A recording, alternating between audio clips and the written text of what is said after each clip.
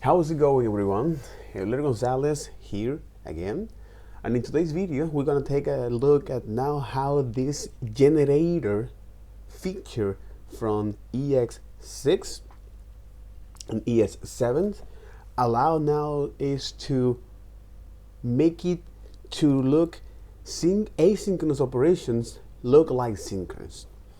So by using the async and await and understand what's happening behind the scenes when they're using things like iterators and generators, how those concepts are combined to make sense and to actually have more precise knowledge of what's going on every time we use the async and await approach, as well as look at the trade-off when you use that and how can we use that, especially for dealing is large amounts of requests. So for example, at the backend, well, how you can now organize that in a way that allows you to talk to a database, wait for that response, and if it is great, now, for example, now let's talk to Stripe or any payment services, okay?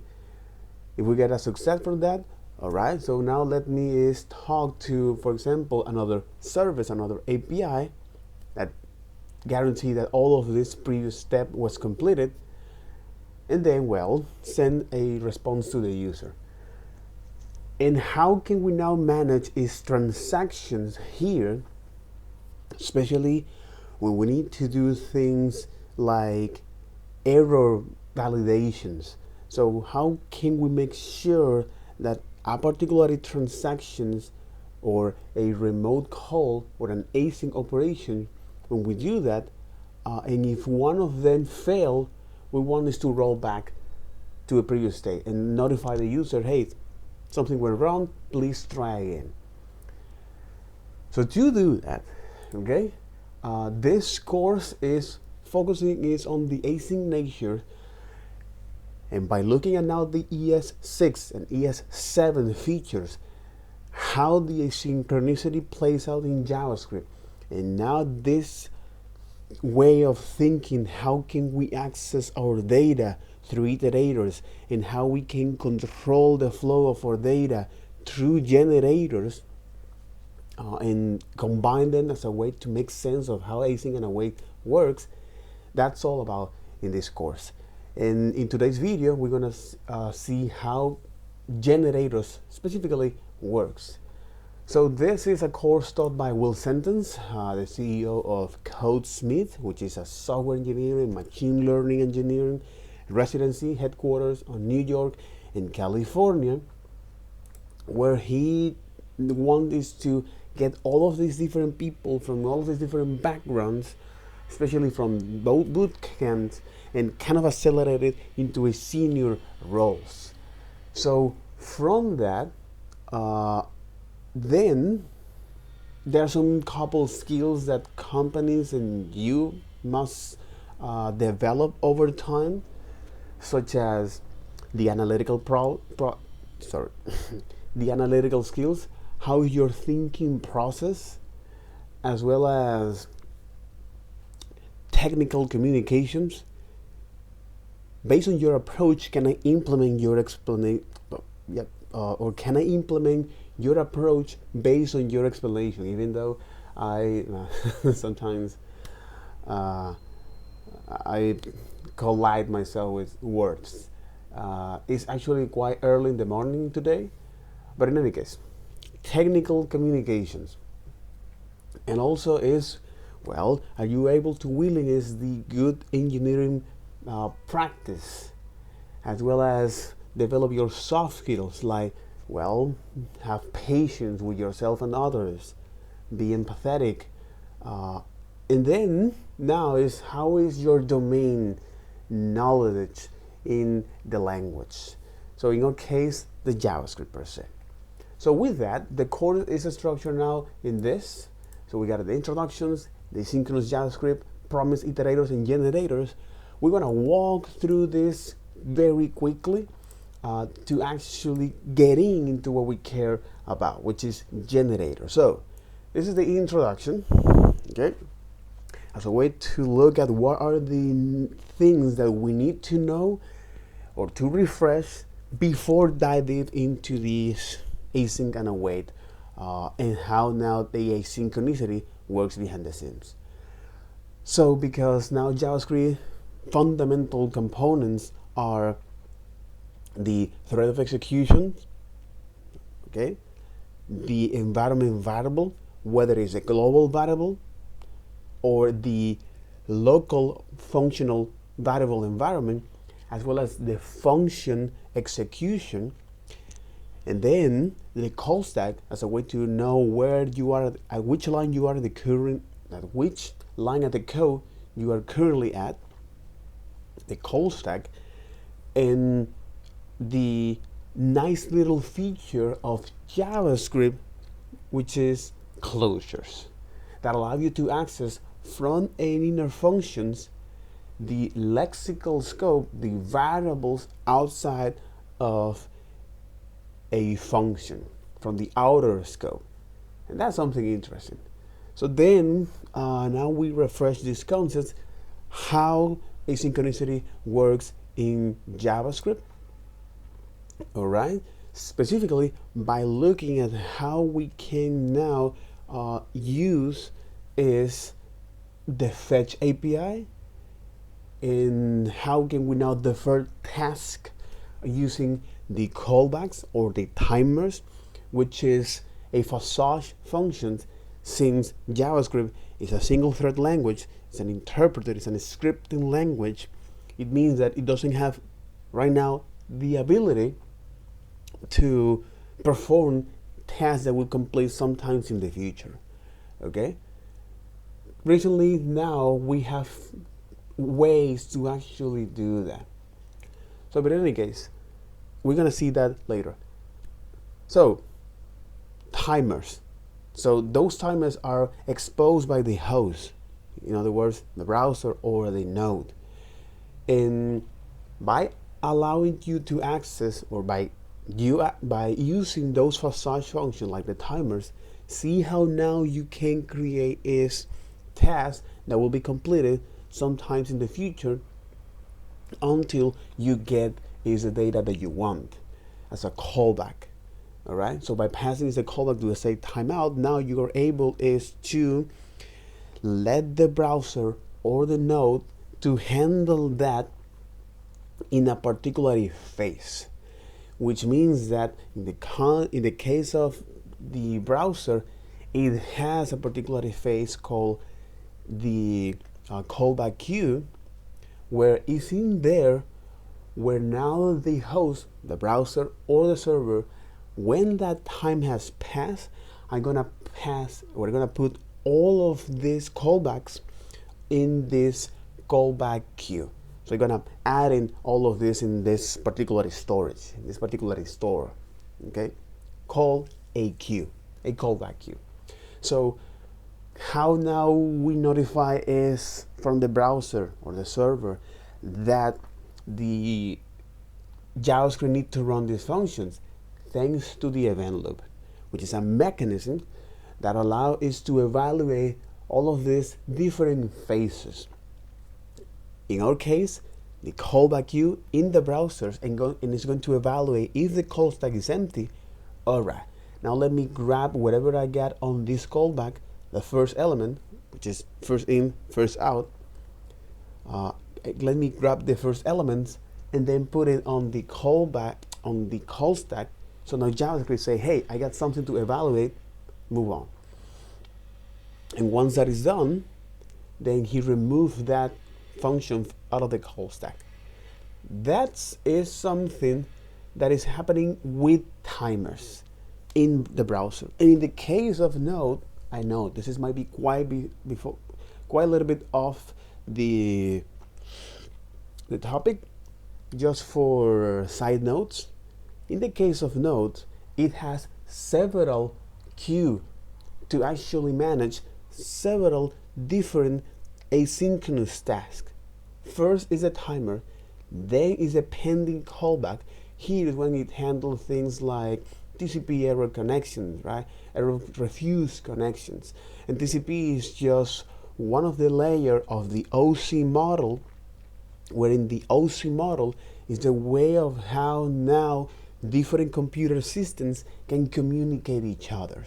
So how you can now communicate to a mainframe, to a microcomputer, mobile, or a Raspberry based, because each one of them has different hardware and software, okay? And hardware is different RAM, CPU processing powers, peripherals, and in software, they can be run using Linux or Mac or Windows. You know how you can make all of these different computer systems to talk each other, okay? That's what we have, is this open standard interoperability, which is called the OC model, right? This is the OC model, right? There you got it. Open system interconnections. So now things started to make sense, especially in the context of dealing with these async operations, right? Dealing in these async operations. Async operations, so for example, when we want the browser or the server to talk to someone else, right? Known as network operations, or to talk to files, file system operation. So we mentioned here the TCP because this is something that, especially for server-side guys, needs to know that exists, of course, and what are the different layers and what is handling each one of them. So for example, you have the application layer, the presentation layer, okay? The application layer is where the application can have access to the network services. The presentation layers ensure that the data is usable format and where that encryption occur. Interesting. We got the application layer. Hey, I'm going to communicate to the network services. The presentation layer. Hey, I want you to send this in this particular format, and please encrypt that. Okay. The season layer is that maintains connection and is responsible for controlling port and season. Okay. Before now actually send this data. Hey, this is the port that I'm gonna use. This is the door that I'm gonna use to actually send my data. And the season layer. The transport layer is that, hey, this is the transporting protocol that we're gonna use, whether it's TCP or UDP. TCP is that connection base.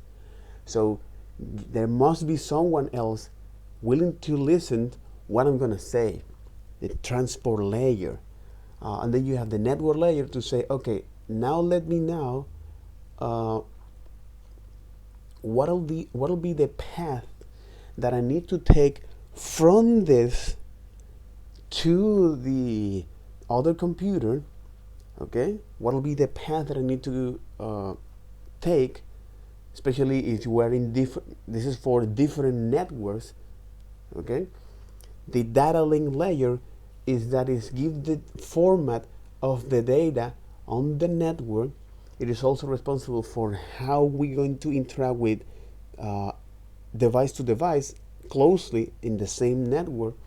The physical network is like, okay, now let's go to, once we have all of this information from the previous layer, which is the user wants access to the network layer.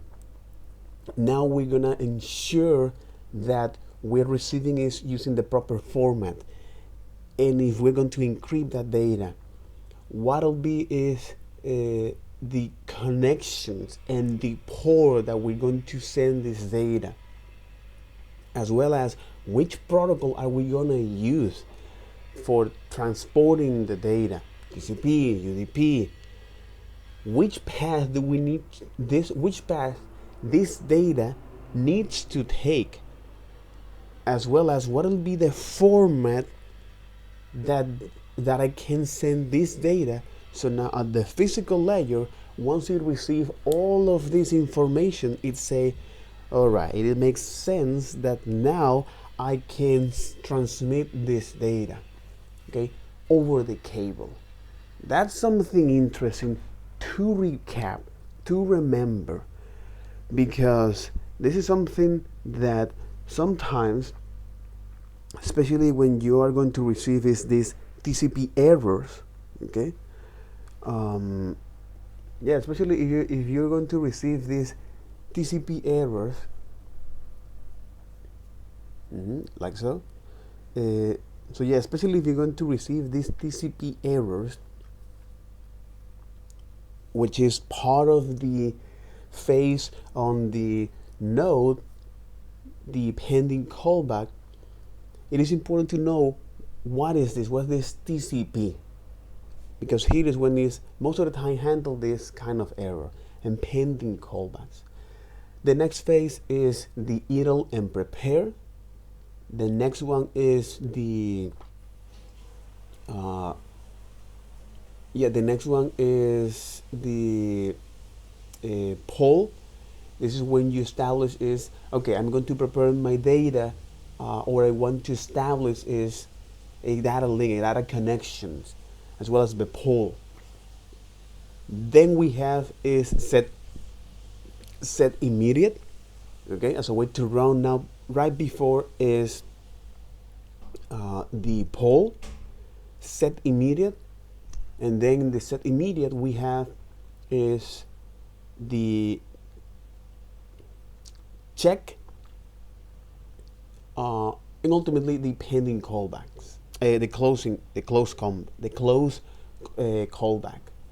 So this particularly architecture of the event loop is something important to recap, because now on the JavaScript, on the browser, okay, it actually have is one of these phases, okay, but again it has different names, okay, it has different name, but you get that. So you can think of these particular boxes where they have now is callbacks, which is a callback queue. So in the context of node, we got is the timers, what's going to handle is all of the timer, all of these async operations, the pending callback, something that I already mentioned, the idle and prepare, okay, which they barely mentioned that, but the idle and prepare, as well as the poll, which is now is calculating about for how long it should block and poll the input and output. Interesting, because after all, I'm going to perform this input and output operation. For how long do I need to block that? And then processing is the event queue. This is the poll, the event, and process the event queue like data connections and polling. And then the check, okay, as a way to now look at the set immediate, which is a special timers, and ultimately the close callbacks here.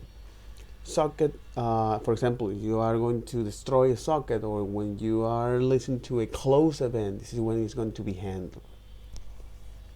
So in the context of the browser, okay, we have now is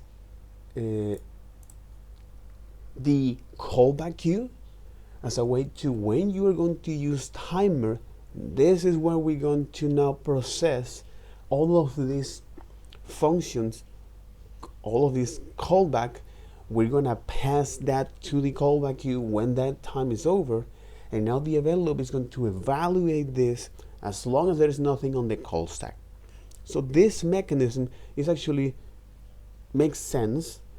The benefit of this is that once you understand that there is no problem, it's very straightforward, you know what to do, but it leads us to cases when we need to define is nested functionality. It's actually not readable to do this, okay? So how can we fix it, you may wonder? Or now, for example, the ECMAScript designers say, how can we fix that? Is there a better way? Is there an alternative to do this? That's what we have is promise, right? For example, here with promise. Where now with promise allow us to improve the readability by providing us an object where it's going to live on the JavaScript that will represent the eventual completions of an asynchronous task, whether it's complete or rejected, okay? And when each one of those things happen, which is unfulfilled or unrejected, I want you to subscribe. I want you to now add this particular function. I want you to do this set of instruction. For example, in the .then, if everything went well, please do whatever you have in the .then. Behind the scenes, these objects in JavaScript has a hidden internal method called onFulfill, okay, where you're gonna pass all of this callback here, and onReject, on promise fulfill is on promise fulfill, if I recall that, and on promise rejected. So those two hidden properties, those two internal method of this object is responsible for now adding all of this callback. So now you can have this tenable or chainable callbacks. When something went well in the first callback, well, I want you to now do this, or I want you to now return the promise to evaluate a new promise. And also you can attach a catch in each one of them. So because that particular process, especially on defining this asynchronous task here, by defining several promise, where you say, okay, let me define here a promise 1. Okay, it is important to actually use the new keyword, which is, again, this is go beyond the scope of the work, the scope of this course, but I'm gonna do that just to make a quick recap.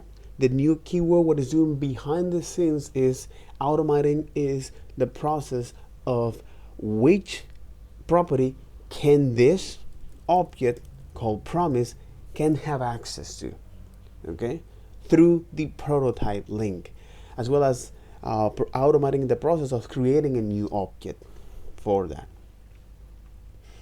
So the new promise, okay, where this actually receive, I don't know why anytime.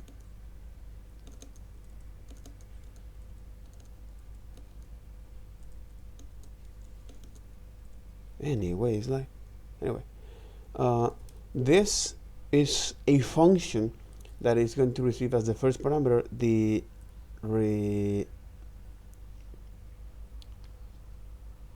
resolve property and the rejected function, resolve and reject, where now you're going to, you know what I mean? Anyway, where now here, you know, okay, it's like you're adding that by default anyway, period. Where here you're gonna say, okay, what you want to do when this is resolved, okay? So I want you to now defer this task that I'm going to receive by 1 millisecond, okay? Let's put it 2 milliseconds. Let's put it 2 milliseconds. And again, this is a particular pattern when you deal with this kind of promises here, with the resolve here.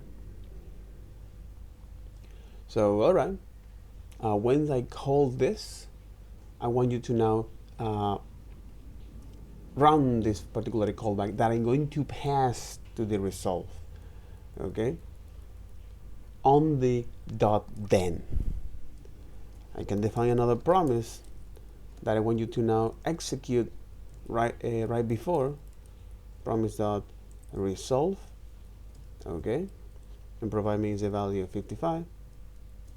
Let me call this as promise2, and then let me now is promise 3, say, hey, you know what, this will be another promise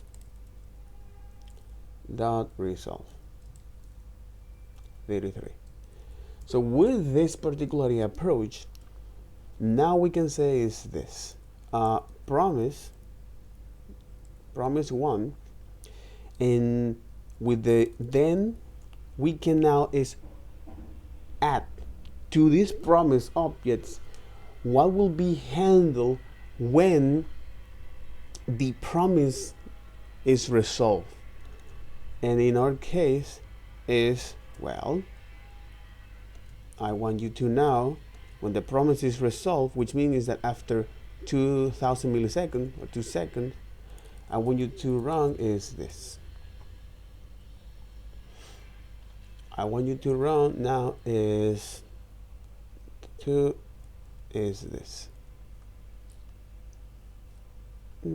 Promise 1. Okay. Similar for the promise 2. Okay, and then for that.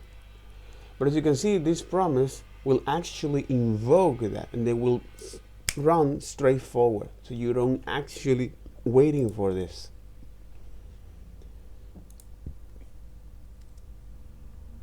After 2 milliseconds, we get our promise 1 here. And remember, it starts with a promise state like this, because now this is the shape of the promise, which contains the value, which contains the status, which can be rejected, pending, or fulfilled. Okay, but you might wonder that what happens if I need to actually handle is several promises. Okay, wouldn't be a better way to actually deal with all of this promise? Okay, instead of actually, well, doing that by hand, by saying, hey, I want you to now is well, handle this, handle this data.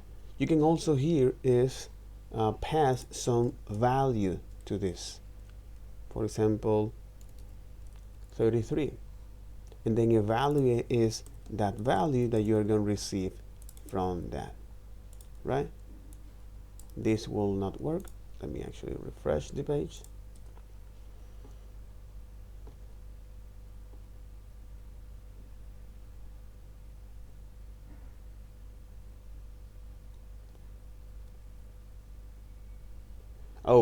Exactly, because when you need to pass, when you need to pass any value, this expect you to pass is a callback function.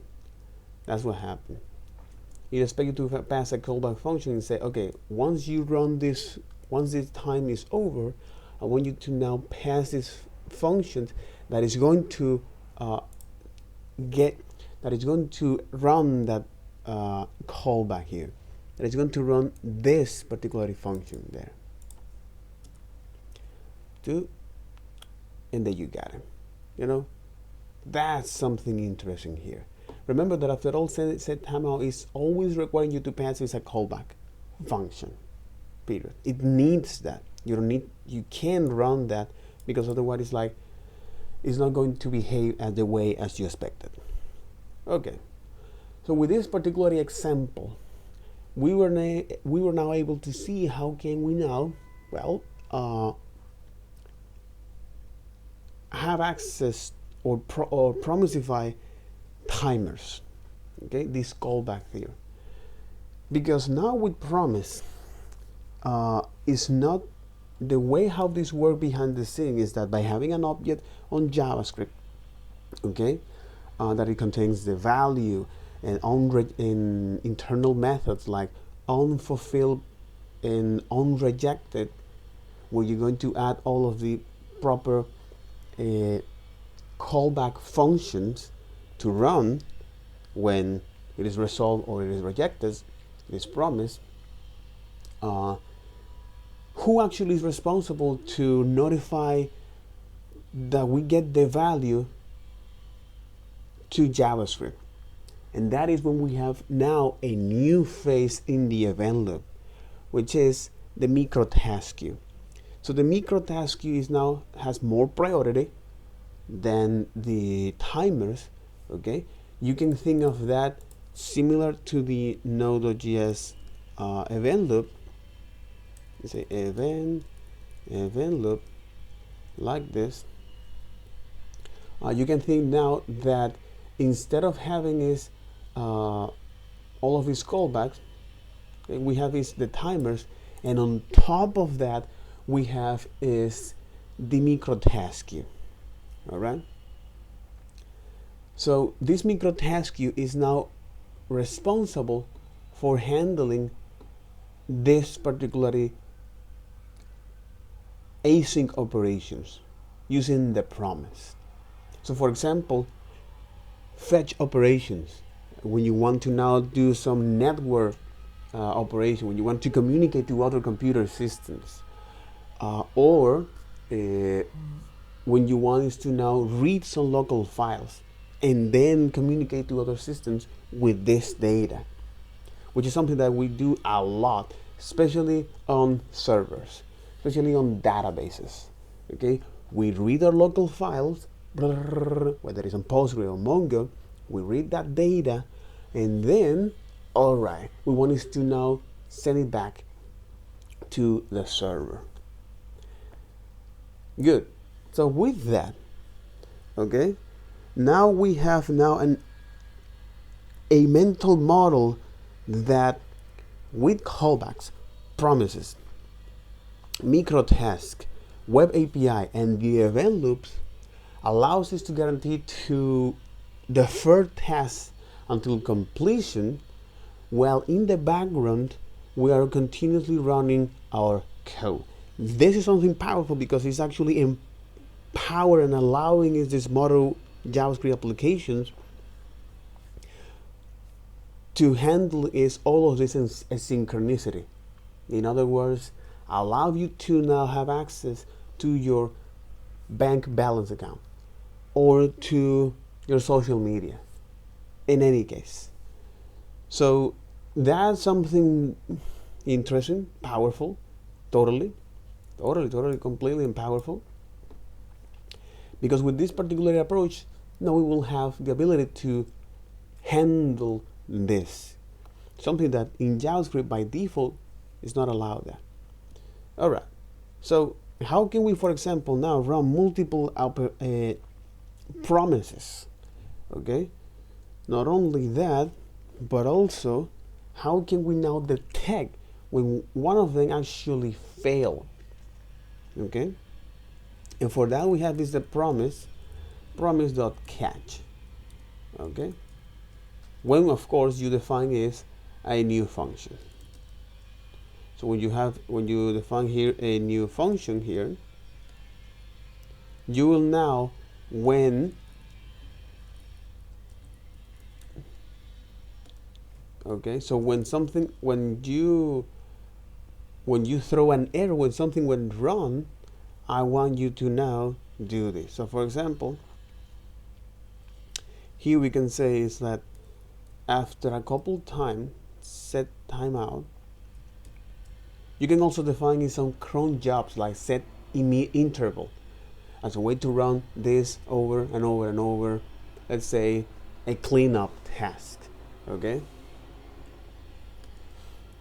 Set timeout like this, and I want you to now, well, throw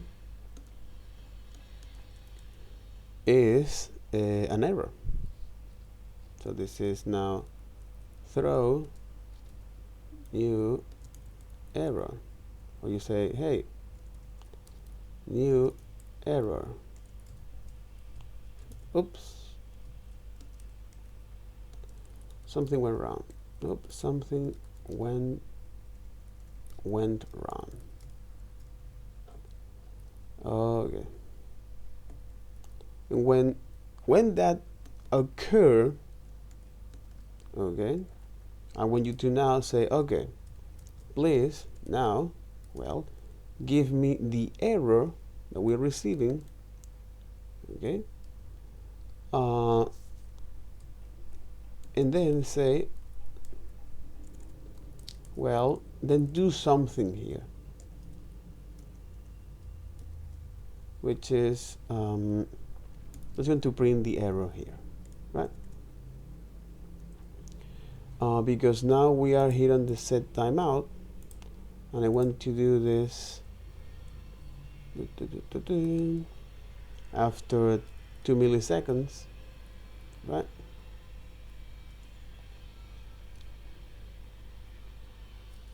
We should now throw a new error here, which is interesting.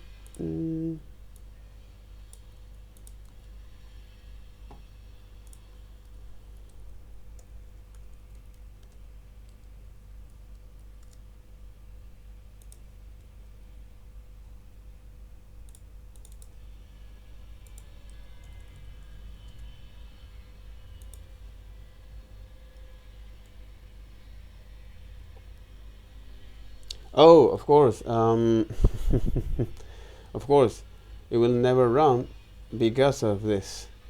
Because we needed to say, I want you to now is do this. I want you to send is the reject function here with this value. Hey, I reject this, and then I want you to now wait for it. And then we get the error, right? We reject that. So we notified to the timer, hey, this is the function's callback that I want to return when something went wrong, which is the reject, okay? So now the promise objects say, okay, something went wrong, reject was emitted here instead of resolve. Then I'm going to now run this particular code here. This is what is known in the ECMAScript as abstract control flow. So when you take a look at the promise here, promise resolve, promise object here, like this. Okay, this is as they know as this abstract control. They are under the control abstraction objects, because after all, it allows you to do something when it allows you to run this set of instruction when something happened. Okay, in the MDN docs, I'm not sure if they actually say MDN docs here. Okay, MDN docs, MDN docs with promise.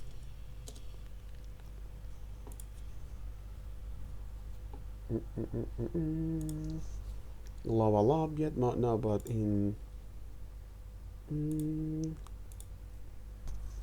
statement declaration function, regular expression.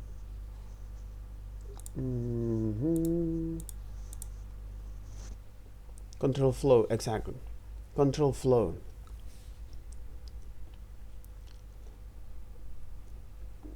Using promises. But again, this is it is interesting because actually promises are like that. From here, from the spec, the ECMA spec, which is a standard from the ISO, the Internationalization Standard Organization, on this particular language. And so this promise object here, okay, it belongs to this control abstraction objects. In other words, control objects, pretty much like iterations, which is something that we're going to look. Promise allow us to do that, as well as generator. But it's important to understand this, that promise, iterators, something that we're going to see later, promise, iterators, and generators allow us to control, so these are objects that allow to control okay, to provide us control for that. These are objects for control. In the case of the promise, it's a way to know, to control the eventual completion of an async task, whether it is fulfilled or rejected. And in the case of Iterator, something that we're going to talk about that. But the whole point of this is to recognize that, right? That when something happens, if it is resolved, I want you to do this, dot then. If it is rejected, I want you to handle in the catch. So, because at the end of the day, most of the time, we want us to now handle this not only one, now we are scaling up, right? So because most of the time, we are not dealing it with just one single operation, one single async operation, especially if you work on the server, okay? Most of the time, we are dealing is with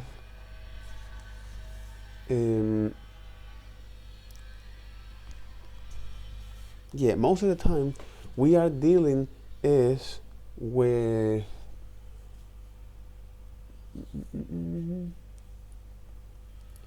most of the time we are dealing is with collections of asynchronous tasks. As I mentioned before, let's imagine that you want now is to save some data from the user in your database, and once that is done, I want you to now take a look at the balance accounts on the Stripe, okay? And then, for example, this new balance account, okay? How is your balance account from this user? And then I want you to now, for example, communicate to my API as a way to actually I make this transaction successfully, right? But if any one of them fail, I want to find a way to roll back here. So promise here, let me see if I define this exactly. So promise, since this is a building objects in JavaScript, it contains not only hidden properties, as I mentioned before, the value, status, and unrejected and unfulfilled, but also comes with other methods or inner methods, like all, for example, and all settle is another one. Let me actually take a look at the promise here. Like all, like race, and they are static methods. So like an instance methods. All right. So you have now all and race, right? So for example, hey, I want you to now solve all of this promise, and if any one of them fail, please reject it. Okay. The first that reject, do not continue to evaluate that, which is sometimes is things that you want to, okay, but also sometimes you want something more fine control about that, okay, which is, okay, now I want to know what went wrong. You know what I mean? I want to know what went wrong.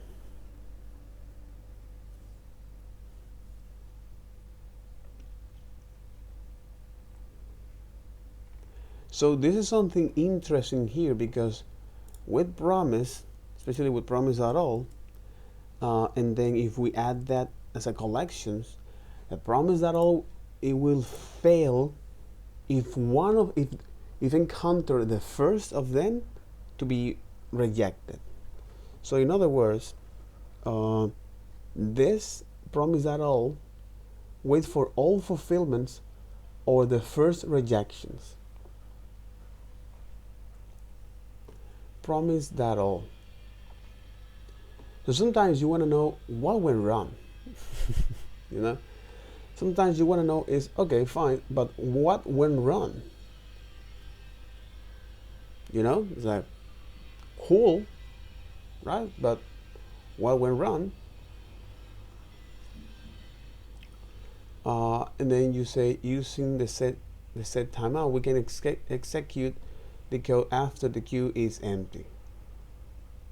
The P1, the P2, and the P3, right?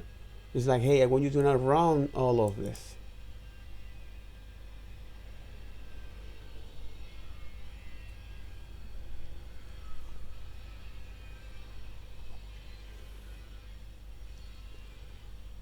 Asynchronicity or synchronicity of promise at all.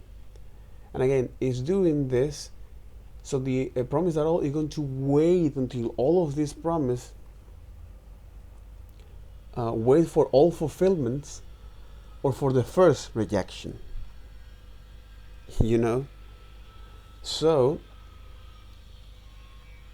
the thing is that that's great, that's good, but what will happen if we want to know which one of them actually fail? You know? I want to know which one of them fail.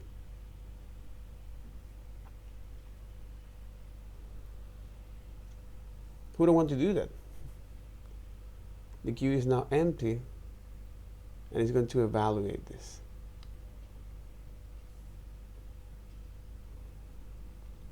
Using promise at all with async function.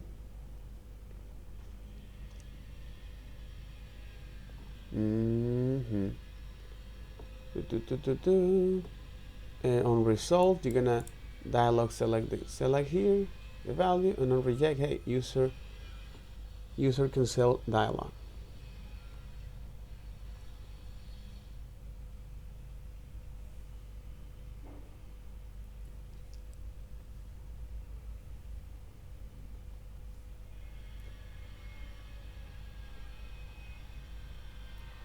Promise at all is the best choice of concurrent methods.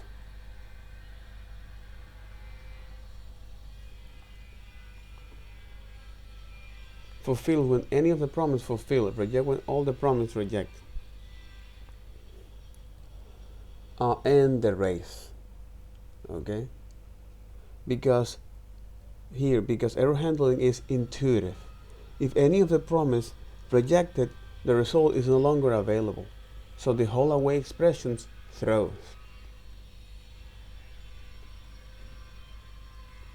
Exactly.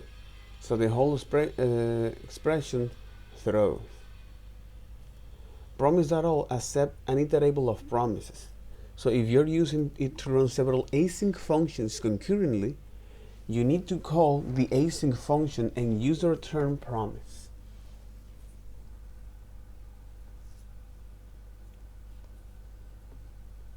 And directly passing the functions for that. So promise that all fail fast behavior.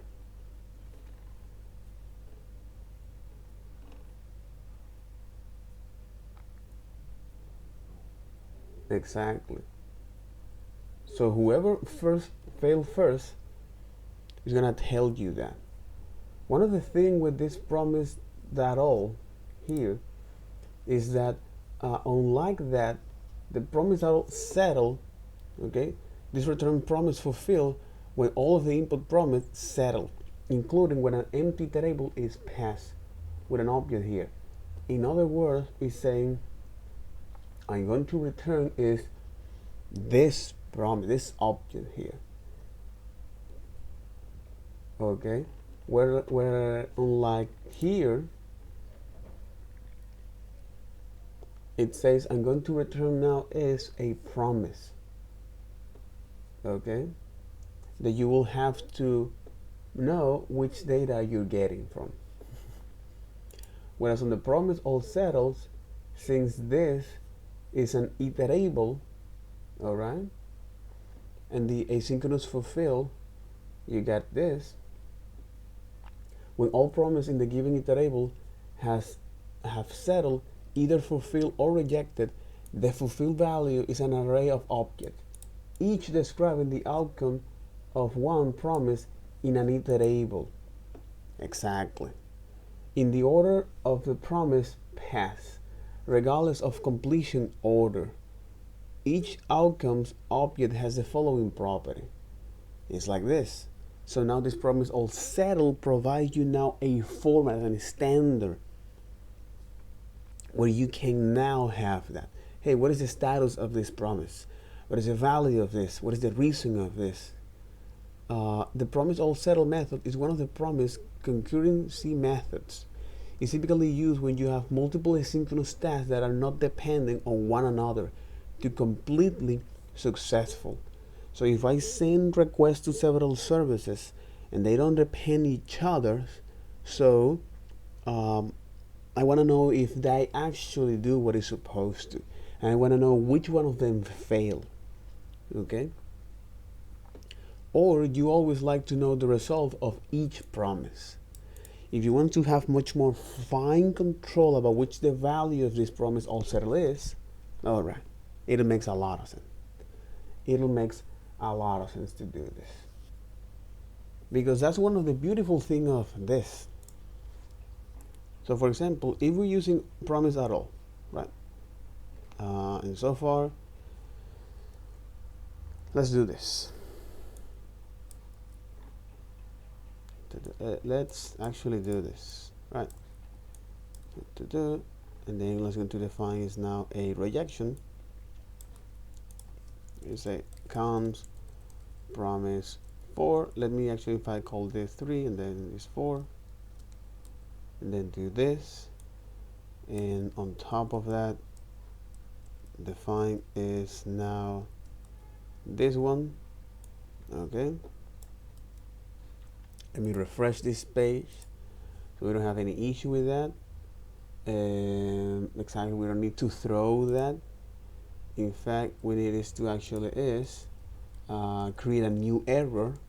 We want to return this new error from this function callback that passes the set timeout after 2 seconds. Okay, and now we want us to actually see, by using is the static method of the promise that all, and say, hey, we're gonna pass, you accept is an array where each one of them will be is a promise. So promise 1, a promise 2, promise 3, and promise 4. Okay, we know that the promise 3 will fail. Okay, and we want to know what will be their values here. Okay, then that's quite interesting. We want to know is the value of this.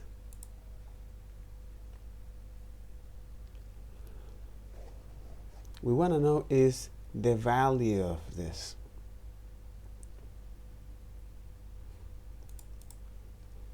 Because remember, after all, promise that all waits for all fulfilled or the first rejection.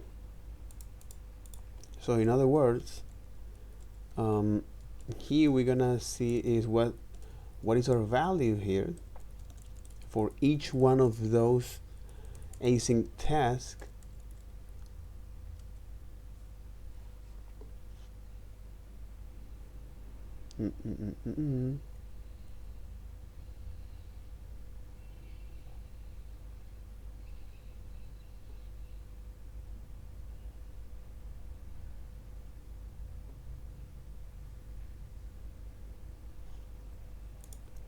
All right.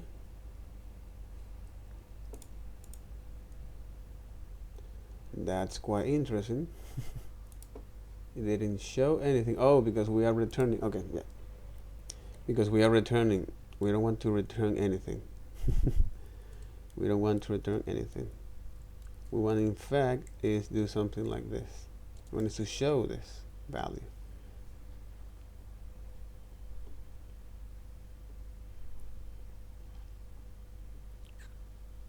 You know, it's like failed miserably. So, what went wrong here?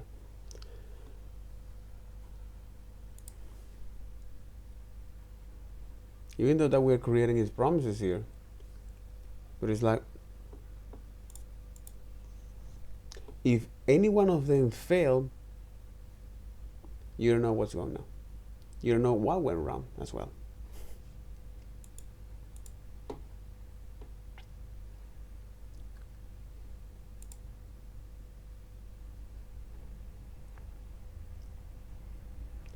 If any of them fails, you don't know then what went wrong.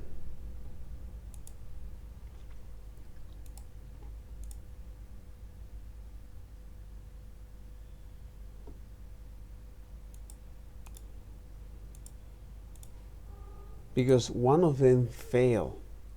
So for example, instead of doing that, we pass that all of this promise actually is resolved like this.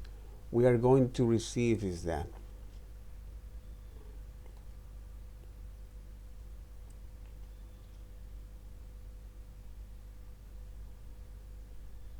There's something interesting in new promise here.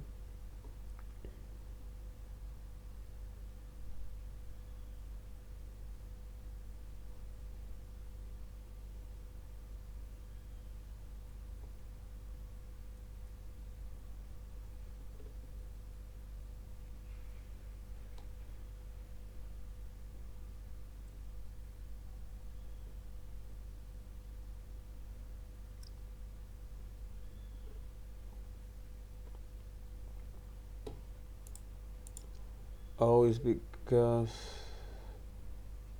no, is that?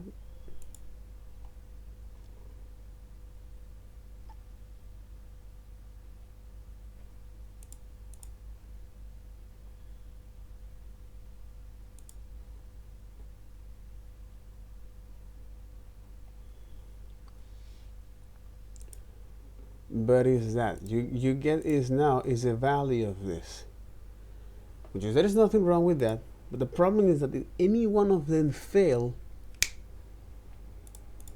promise at all is not giving you, it's not giving you anything. It's like it's not even running.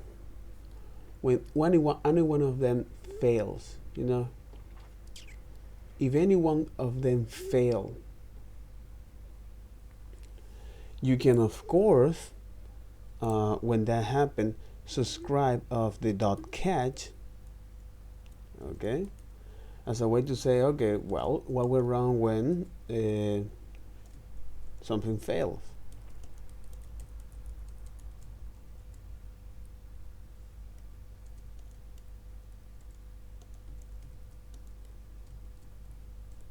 You know what went wrong when something fails.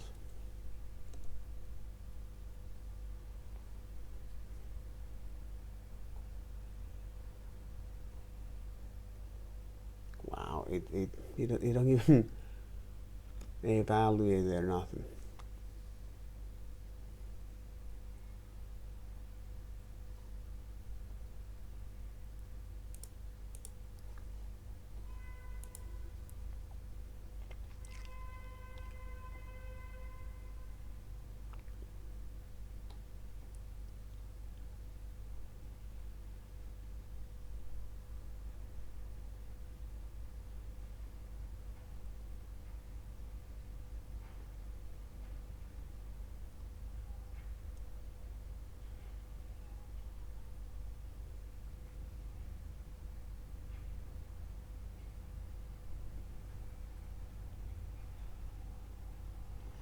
So one of the things with all is that, all right, if any of them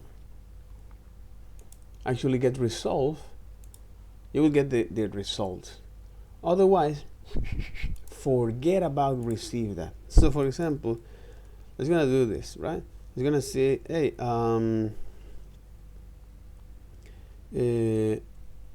let's say value 1 and value 2, value 3, right? And run is all of this. Promise that all, or promise 3 is the one who's gonna fail, but we don't want to do that.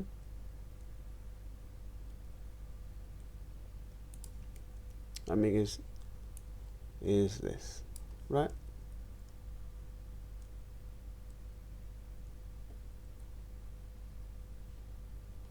No problem.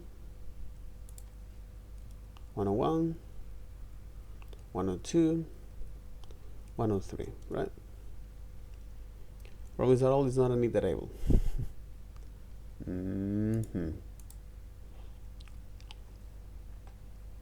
you're going to receive that. So the thing here, okay, the thing here is that with promise at all, which is so far so good, okay, wait all fulfillment as a way to now make this asynchronous task, wait all fulfillments or the first rejection.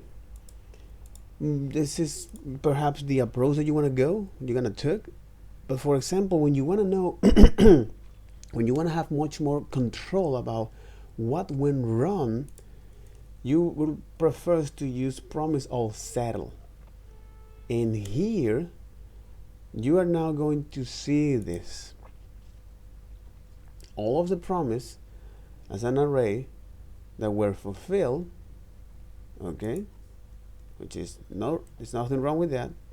But also you're gonna see is all of the promise that also was not fulfilled.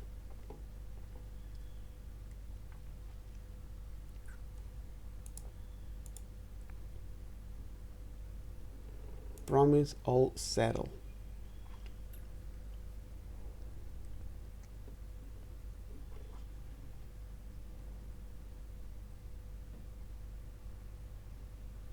Oh, because this return value a promise.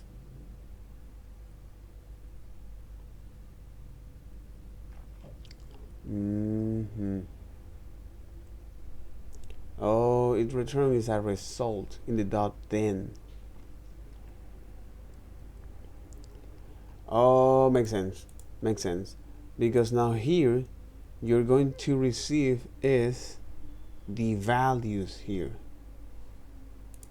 as an array.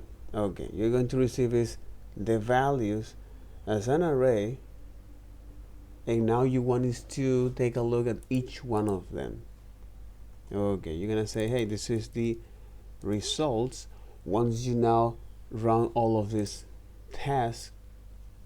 Okay, because at the end of the day, promise all settle method is one of the promise concurrency methods for promise all settle. It's typically used when you have multiple asynchronous tasks that are not depending on one another to complete successfully. So if these tasks are not depending on each other, okay, so the results here, I want you to now iterate from each one of them elements on the result, all right, and now print that out.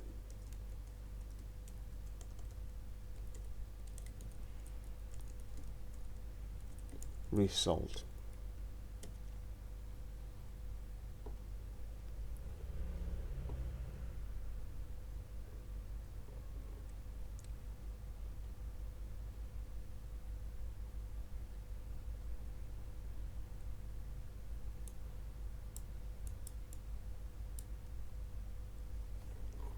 Okay, let me now do this. Let me refresh the page. Done this. Okay, and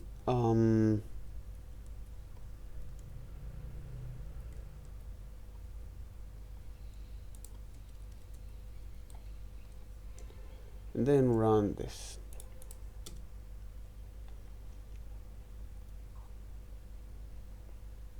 That's quite interesting. That's very, very interesting. You never actually run this, especially if one of them fail. Promise all settle.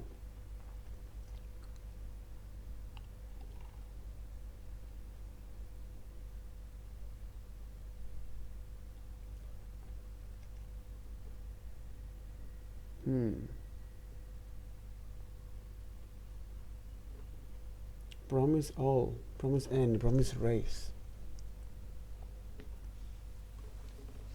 Exactly. It's perhaps we are not passing this that in the proper format.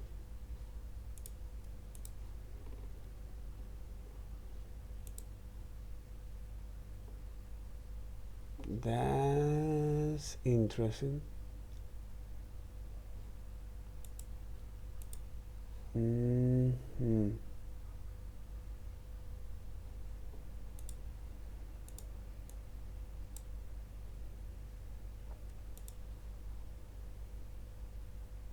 Oh, of course, this is interesting because okay, yeah, I get it. Because we must is return is the reject here. Now this will work. Now this will work. Of course, no problem. Okay. Now this will work. There you got it. What happened is that one of those promises were malformed. And well.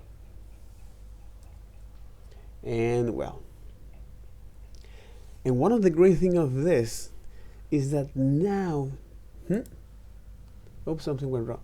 Is that now with promise all settled, you can now have much more fine control of which one of those promises fail. Unlike, for example, promise.all, okay, where it will run, where now promise.all, okay, it wait for fulfillments or first rejection. Wait for fulfillments or first rejection. So if you say, for example, here that promise is that, in fact, let me actually do this. Instead of doing this, promise.all, all right, and we just want is to now console log this result here, just like that, like this, all right, and we run this. Oops, something went wrong. But again, it now prints you is this.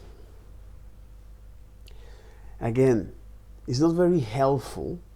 It's actually tell you the first fails, okay? But you don't have much more control about, okay, what happened if I need to roll back is the promise that I made before, So because the promise 1 was resolved, promise 2 was resolved, promise 3 was rejected, how can I now undo is promise 1, promise 2, and promise 1, okay? And also subsequent promises. How can I now undo those kind of things? So with promise all settled, it's a much more convenient function, because now it provides you that in a particular format, pretty much like generators, pretty much like generators, which is, hey, this is the object that is now an iterable and an iterator.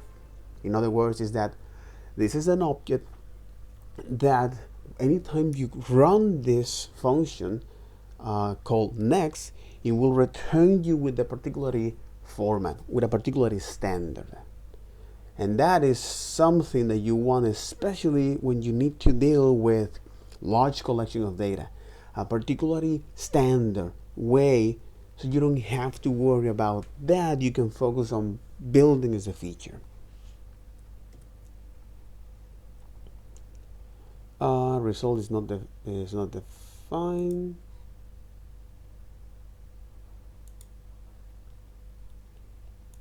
Oh, of course. But as you can see here, now you get is this. Hey, I get this fulfilled, but now this was rejected. You know what I mean?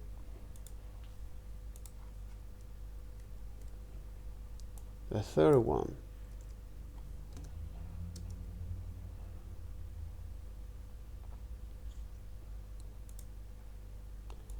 That's one of the things that I really like about this. That's one of the things that I really like about this. So with that understanding, okay, and how we went through the promise as a way to understand these objects, and then and again, anytime that we are adding is a promise to this, we're now adding is a task to the micro task queue that has a higher priority than the callback queue, and it will evaluate that as long as the call stack is empty until exhaustion. So you can continuously add is micro tasks to the callback queue, and there's some particular functions that allow you to do that, not only with promise but also with others, using the service work and that kind of thing. But there are other functions that allow you to keep adding this particular functions to the micro task queue, which leads you to have an endless micro task evaluation where you never leave that and you never evaluate is the callback queue. So you have to be careful with that. So here what we're doing is to say, hey, when each one of those promises are resolved, okay, I'm going to pass this callback to you, in this case the browser, and when that time is over, I want you to now add, or when that promise is resolved or rejected, I want you to now add it to the callback to the micro task queue. Hey, this is resolved. Hey, this is resolved. Hey, this is resolved. Hey, this is rejected. I don't care.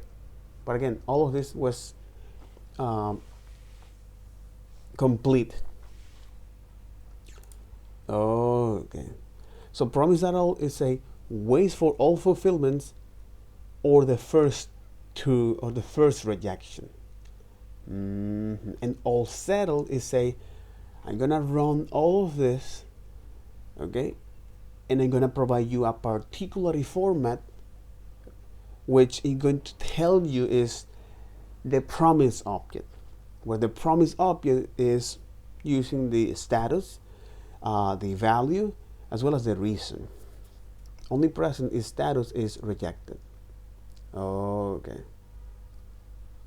But that's something interesting, because when we look now,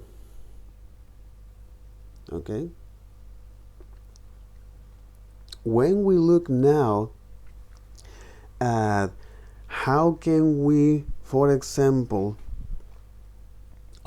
deal is with this particular way of looking at promise and how we can now change promise one after another. For example, we can say promise 1, so when the then or on fulfill, well, I want to get the value, all right,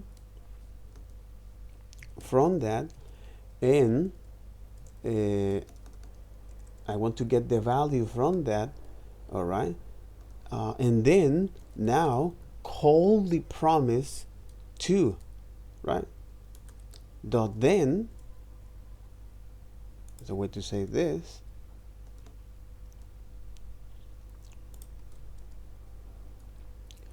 all right, as a way to now wait for this promise. Say, hey, now that I wait for this promise, and if that went well, all right, now I want to proceed to the another one. So you have much more fine control of what's going on there. So for example, here you say, hey, this is the value, or the value, this is value 1 and value 2, okay, where again you say, all right, I want you to now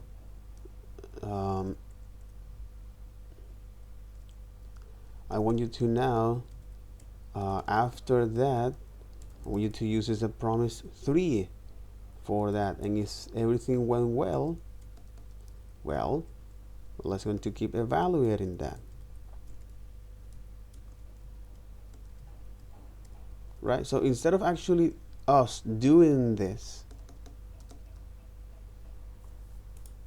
okay, so instead of us actually doing this nested thing, which is is actually behaving the same way as the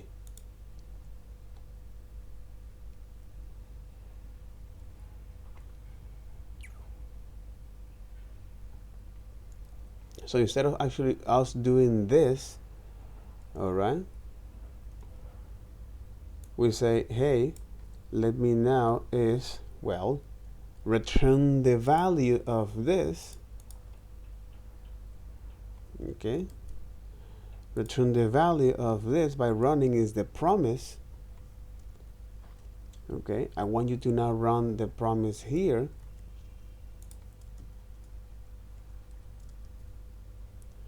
I want you to now run the promise here, and when that happens, okay, which is promise here. After all, this is a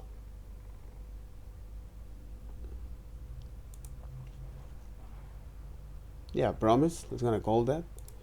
Okay, and then now I'm going to receive is the value here. Okay, in which I want you to now is do something like this. So let me console now log the value to, all right, which is something that I would like to pass down to the value one. This promise to actually is not able to pass down that, all right, because the nature of this. So in this case, we say, hey,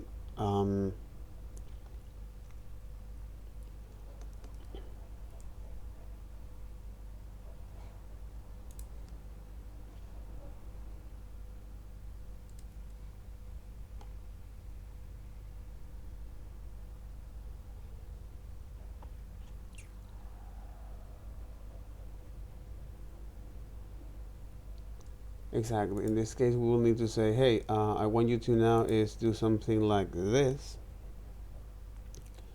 where I want you to pass is the value here for that.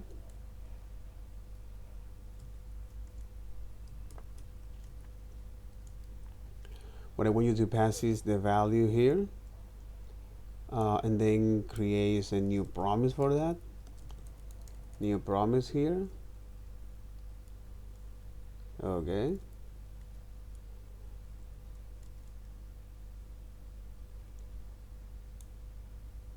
So in fact, I want to return is this function here that it'll return is a new promise. Fulfill. Say resolve. Because what we're doing here, what is the end goal of doing this? Is to say, hey, this first promise that was resolved, when I evaluate this, okay, I want now you to run another asynchronous task. That's exactly what we're doing here. Is that, okay, I want you to now evaluate this, okay? I want you to now evaluate this.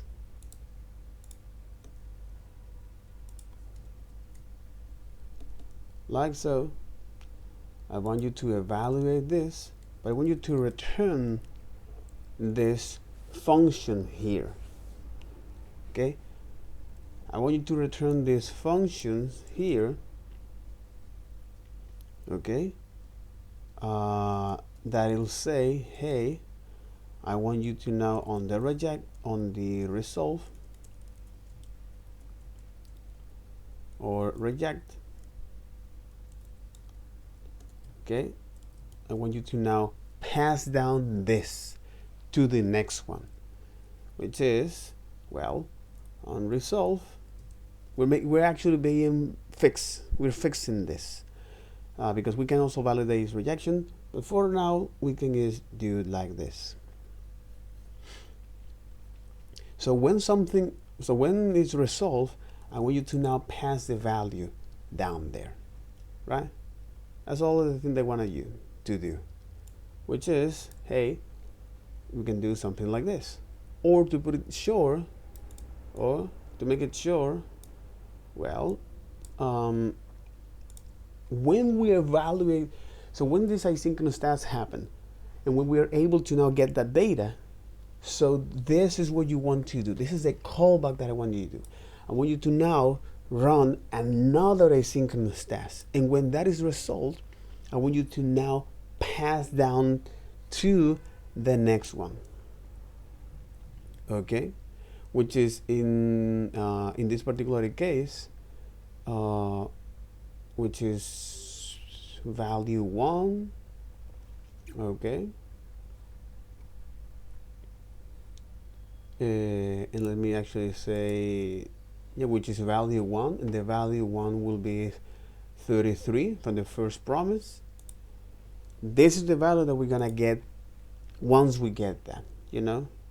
So after 2 seconds, you will get the value of that, right? So far so good, because now this is the way of how we can now have nested functionality dot then functionality, and here we are now able to handle is the asynchronicity at one level. Okay, the asynchronicity at one level. We can even have much more fine control here by saying, hey, when promise 1 is resolved, okay, when promise 1 is resolved, I want you to now do something like this. Instead of resolve, we're gonna reject this. I'm gonna reject this value. We're gonna reject this and pass, well, a new error. So error with the value here, right? You say, oops, something went wrong. And now in the dot catch, we can actually detect that. So hey, there was an error here, and the other is a new, and the other is, well, there was an error, and I want you to catch that error here. If there is no was error, please proceed with the next one. But as you can see here, this is allows to have now one line of asynchronicity. Exactly, it throw the error. Oops, something went wrong, and we were able to capture, we were able to console log that as it is. One of the great things of this is, again, this allow us to have much more fine control about this control operation, about this task that will take sometimes to complete somewhere in the future.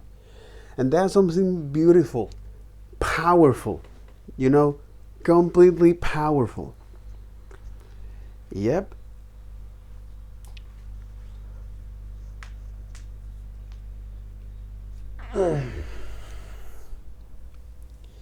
And that is something powerful and beautiful. Okay? Because now, with that, all right,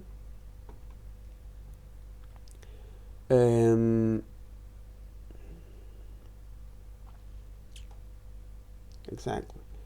Because now, with that, we can have, again, this fine control way of what we are going to do. So for example, we also can say something like this. We can say, hey, instead of actually throw an error, okay, we say, well, it's going to return or resolve this. It's going to, in fact, say, hey, I want you to now set timeout here with the resolve value, which is, if you want to pass now a value here, let's say this one, okay, we want to set that value here.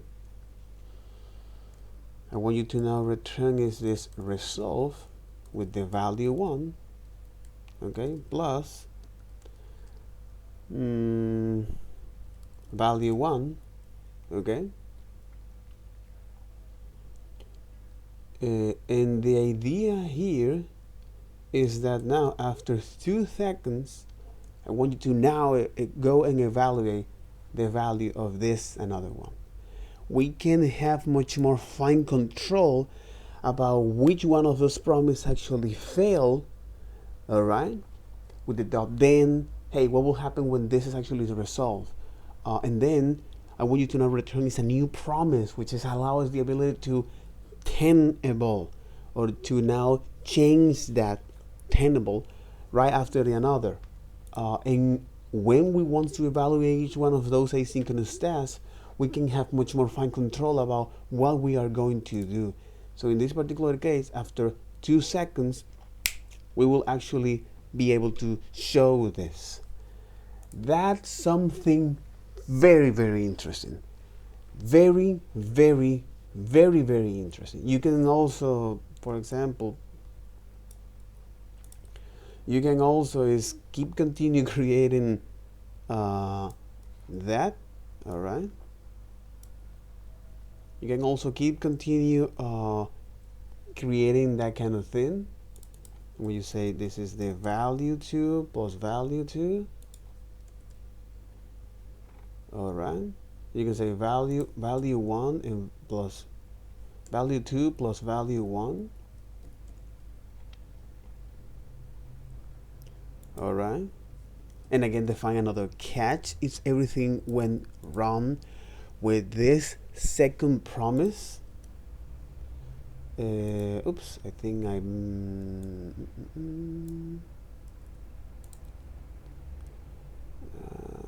might be exactly, it's this one. That's right. Missing arguments. Oh, of course, because you can have access to, exactly, it's this. You can have access to, I think I did it right. Exactly. Oh, is this one, exactly. Is this one. Exactly, there you got it.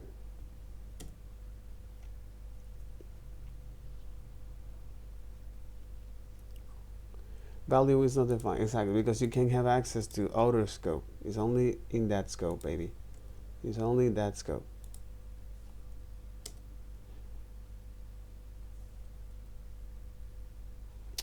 Come on. Okay, there you got it.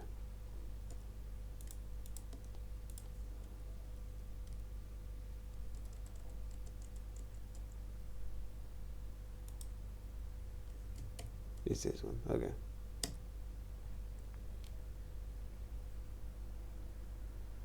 After 4 seconds, we should be able to actually log that. Okay. This is the result. This is the set timeout. This is what we want to return that. Okay. So far so good. As well as this one.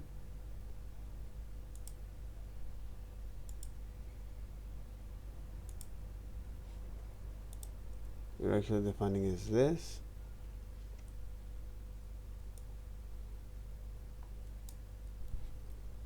It's a way to mimic the behavior here. But in this case, instead of value 1, it's value 2. Okay. We're doing some computation here as a way to now ultimately is finally lastly is when we go to now say, okay, what is the result of this? Value 3 is this one.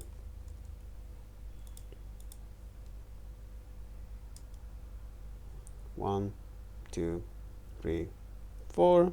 There you got it. Is this one. So this is now you can have is this tenable approach. But again, when you return a promise, okay, as a way to pass down the results to another to the next promise or to the next callback on fulfill. So you can think of this pretty much like an assembly line. When something is done here, I want you to now this pass down to the next stage, especially if you are in the motorcycle assembly line, which is actually powerful and great. Okay, so far so good. All right. So now on that topic, okay, this is how we can create this tenable approach. Hey, if we're making this asynchronous task, I want you to now create a new promise where on the next promise, I want now is to get the value of this unfulfilled, do something about it, and perhaps I need to do another promise, to run another promise as well. So instead of actually doing this, the pattern is like uses the promise built-in object. Okay, do is the promise building object all settle, unlike all, which is run, which with promise at all. Wait for all fulfillment. Wait for all fulfillments or first rejections. With promise are all settled. Here, it'll run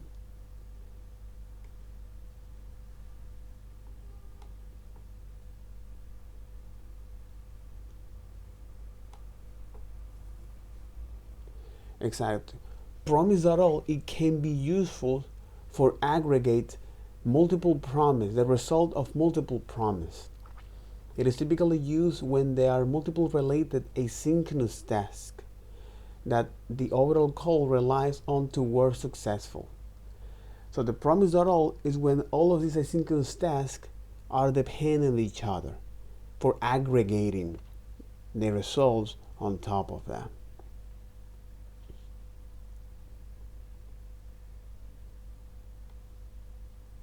The problem of that is that you can't have control of what's going wrong or what went wrong. That's one of the things here. You don't have much more control about what went wrong. Which means that you can perform all of these promises, asynchronous tasks, as an aggregator, okay, as a way to say, oh, this promise result depend on the next one, and then on the next one, and then on the next one. But again, when you want to know when something went wrong, it's the first one. Yeah, but we don't know what is the first one. Fail. We now promise all settled. It say, hey, the results, which is now it allows you to. It is used when you have multiple asynchronous tasks that are not dependent on each other. Okay.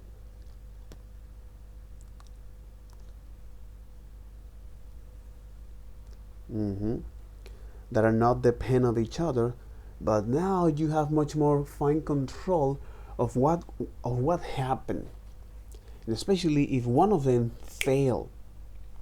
So if one of them fail, it's like no. Let's roll back here.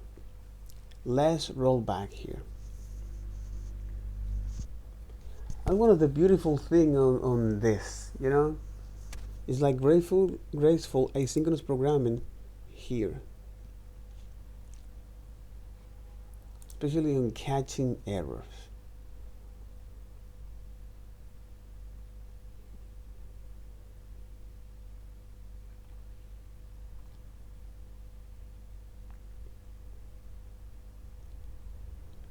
And the promise terminology, combining multiple promise like this.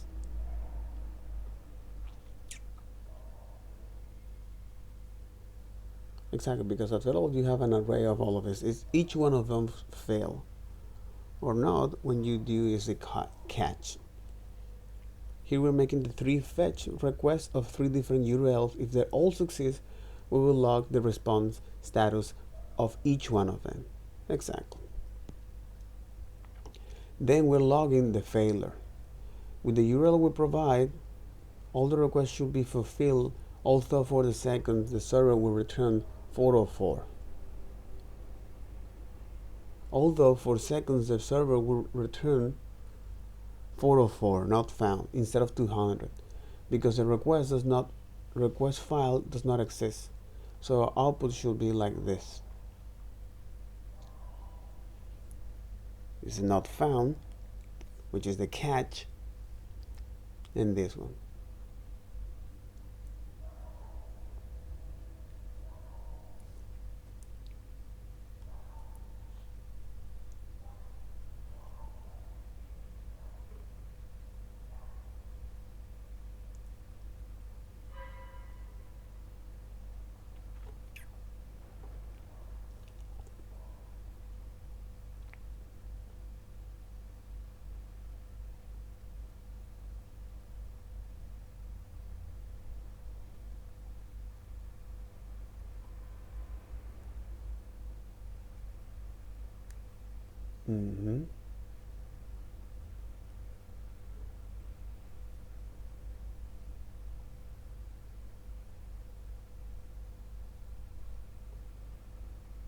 And then you got an async and away.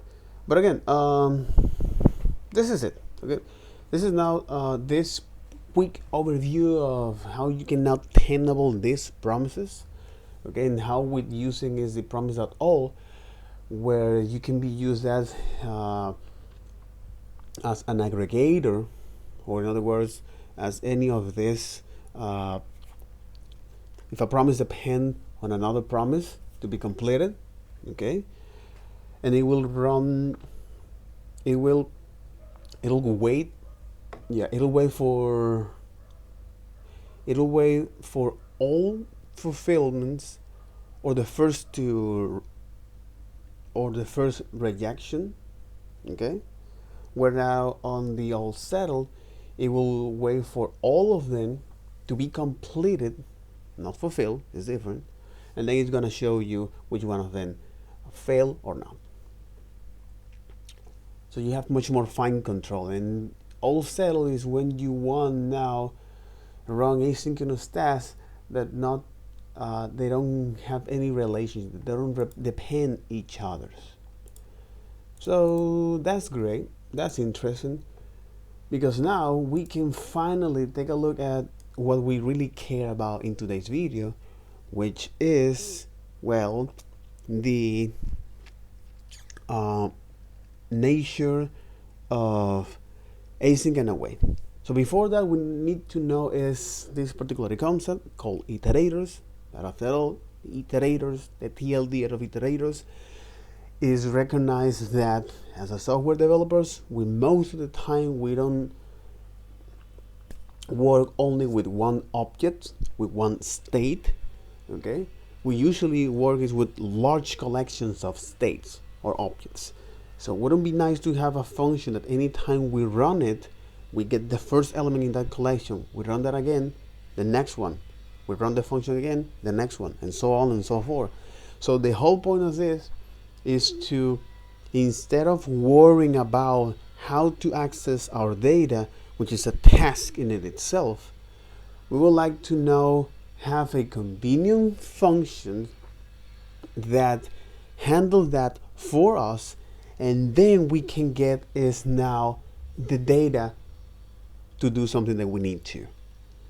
And that is a paradigm shift, especially on how now we comprehend is the way of how we're going to access the data and what to do. So we are decoupling is how we're going to access the data from what to do. And that's what we have, for example, is these higher order functions, or these functions that allow you to now, anytime you run a function, you get these elements as it is. And first we'll look at how we can do that with a for. I'm not going to dive deep into that example today, not at all. But yes, what I'm going to do is to, once we're able to now use these loops and iterations, whether it's with a for or a while, do while or switch, especially with for, while and do while. Now we have a new way using this iterator approach, which allows us to create a closure that will have control about where we are, at which position we are in the collections. That's one. Because with that, now we will able to see, all right, let me, in fact, when I run this function, get these elements, and when I run the function again, the next elements, and so on, which is something that we did here with our iterators, iterator function here, by creating this class. And how the iterator, after all, it follows a particular protocol. It's a way, it's a standard here. So it follows the iterable protocol as a way to indicate that this particular object, the iterator behavior, it'll behave like this, okay? When you use is this particular syntax called the for of loop. Iterable. The iterable protocol.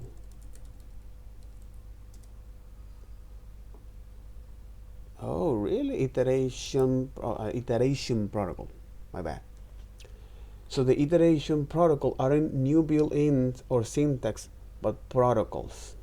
Okay, they are new built protocols, new way of doing things. In this case, is and this protocol can be implemented by any objects by following some conventions. Exactly. So now you are going to tell to this object how the iteration behavior. Oh my god, that's interesting.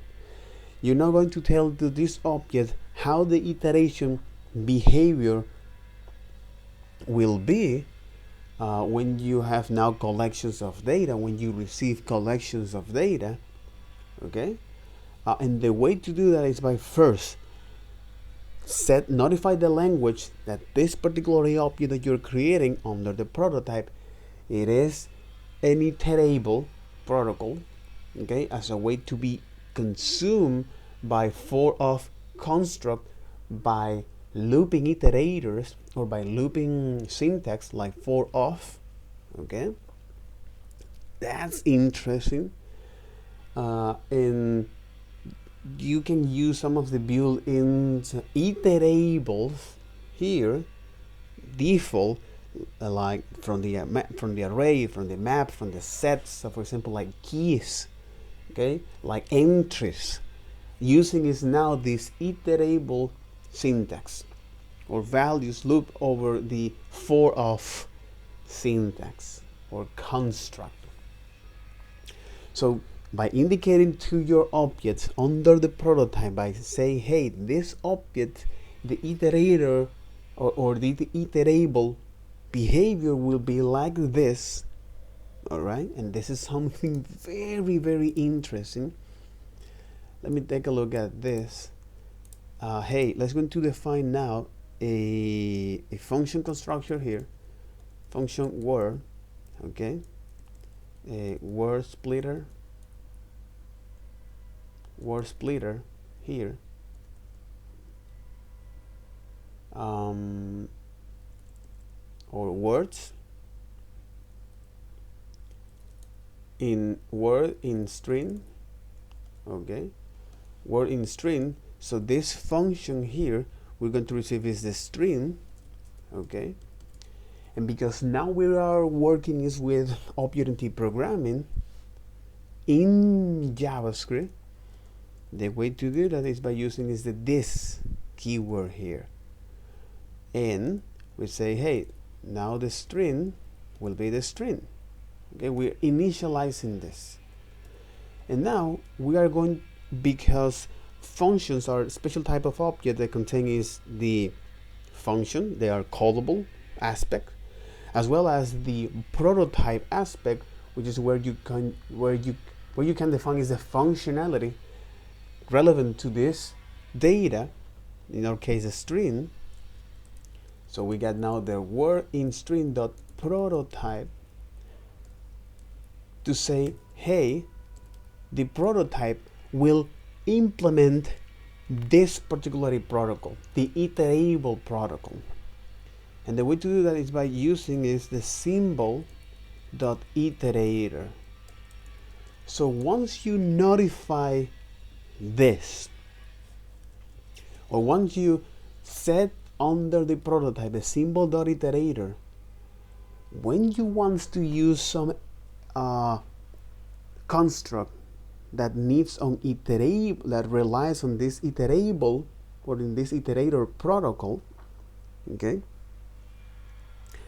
for example, like for of, they know, they ask you to do this. Okay, this will be an iterator, okay, and there's some rules, there's some protocols that I need you to do. First, define this, okay, the prototype define this function constructor, okay, as a way to iterate through all of these collections. So this is the way of how you notify that whoever is going to consume that can use iterator protocol, this is a flag, a way to say, hey, this is the way of how you're going to iterate through these objects, okay. This is like fingerprint. Hey, this is the way how you're going to iterate through these objects, and this is the logic here. So here in this will be a function, okay, where now we're gonna say, hey, because we want to know the words in strings, by accessing to this, to the word, by accessing to the string, in this case by saying is that, hey, this is the words, and then you say this dot string, let me access to the current instance data, okay, and then I want you to split that. Following is this regex expression that is give me is, so once you identify a white space, return that. So now give me is split this string by white space, okay, okay, and then you're going now to say, okay, word in strings, I want you to now keep track of that here, and then this is one now the two part of this iterator protocol relies to. In the JavaScript it says, first I need to find a way to notify that I am following this particular protocol. This is the way, okay, hey, this is the badge that is recognized by whoever knows that I am an iterator. I am someone that follows this particular protocol, and the protocol, which is an iterable, and the protocol that I'm following is this particular standard ways of producing is objects. In this case is that I need to provide the next function, okay, that I need to also provide is the next function here.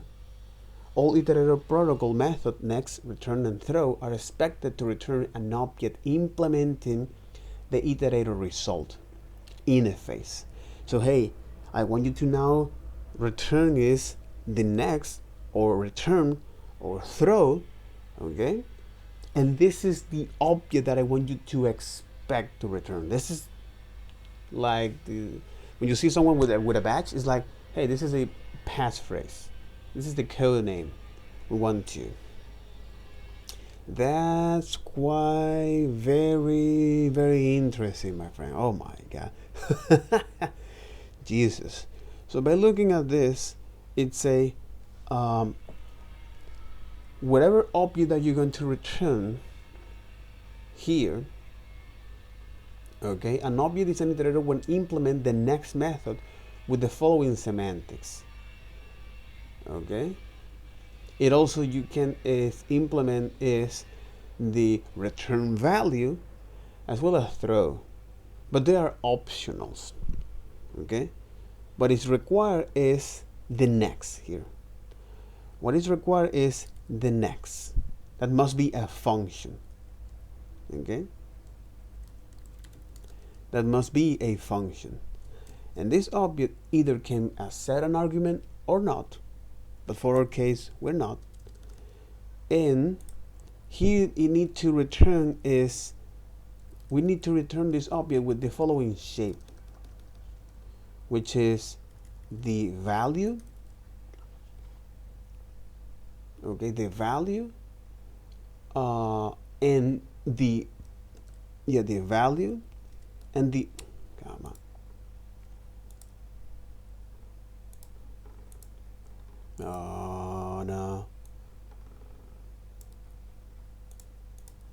which is the value, okay,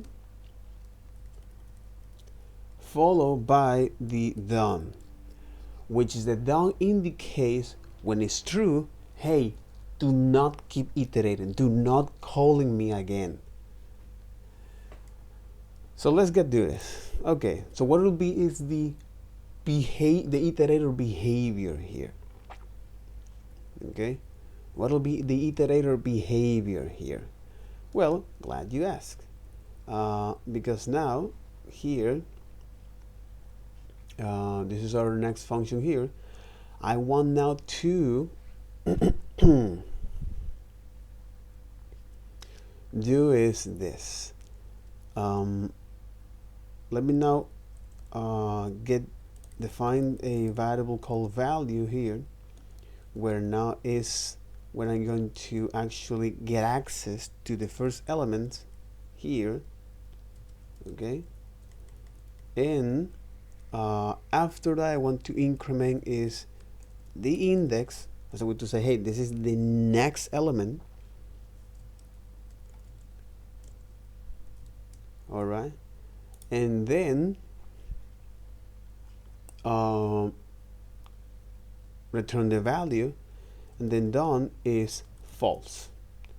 Okay, done is false. So I just wanted to know is that the iterator behavior like this. Okay, so if we're going to do this, okay, until we reach to the end, which means that until the index in this particular case reach to the end of that.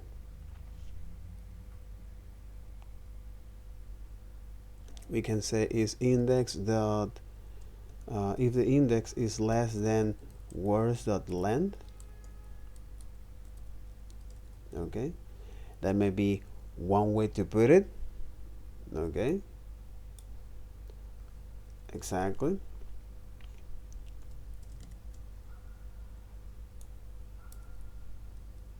As a way to do that is one step at a time, not all at once.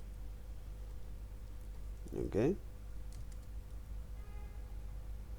like this. So now this is the object that I want to return.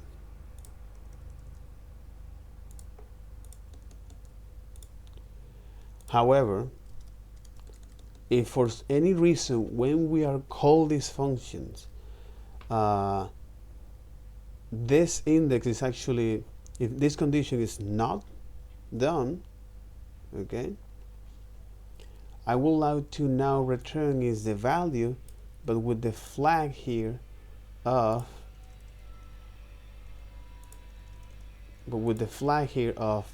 true. All right, which means that I'm indicating to whoever is going to call this function, don't do that. Stop. We can also is define something like this as a way to first access the data, okay, and then we evaluate this condition, okay, as it is. And now, because once we define that this protocol here, okay, so once we define that this function object constructors have this batch, it say, hey, I am iterable, okay, and whoever is going to iterate over me that follow this batch, the iterable, I need to implement this for them, which is the Iterator protocol. This is a standard way of producing sequence of data. And then lastly, I'm going to return is now the next. We can also return other properties like throws, but what we care about here is that we need to return is this next object for that.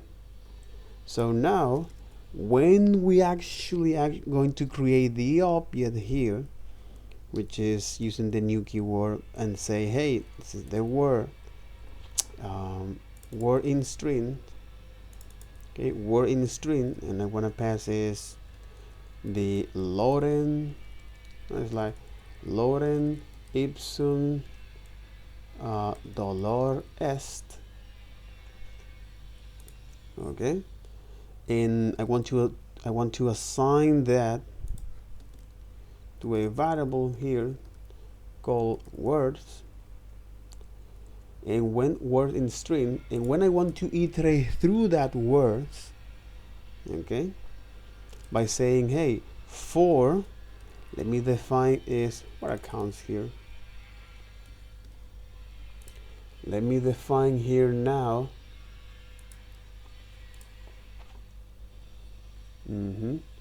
Let me define here now that I got the element here, or I got the word here of this iterable collections, which is words. And then, okay, now let's go into actually is console log that word. Okay, let's get into it. It say invalid assignment to counts index because it must be is a variable, immutable variable. All right, that makes sense, because after all we're going to change the value of that. Okay, and let's do it. This is something interesting. Loaded ipsum dolor est. Loaded ipsum dolor est. So here we are now implementing is this particular behavior, the iterator behavior here. The iterator behavior here.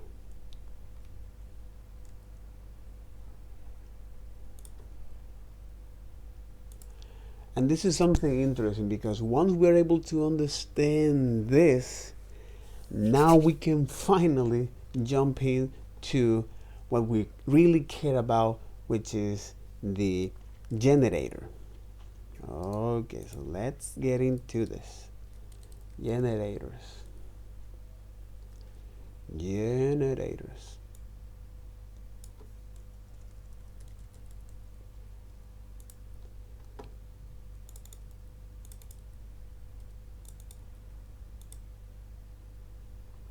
Like this.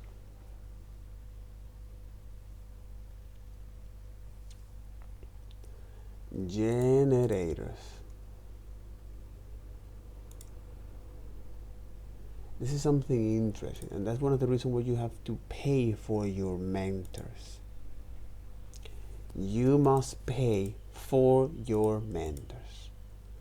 Anyway, let's get into it. Let's get into it now with the generator. So now that we know how we can access to our elements as a flow of data, as a sequence of data, we need to find a way of how we can now produce those functions as the sequence of data. Okay, so by looking now at the generators, iterators and generators, okay, iterators and generators bring the concept of iteration directly into the core language. And the concept of iteration, which is a design pattern to solve a common problem, which is how can we now iterate through, what is the series of steps to iterate through a collection of value regardless of its shape. It can be a hash, it can be a set, an array, linked list, or tree and map, tree and a graph. How can we now iterate through that? Okay, what is the series of steps to actually iterate through that?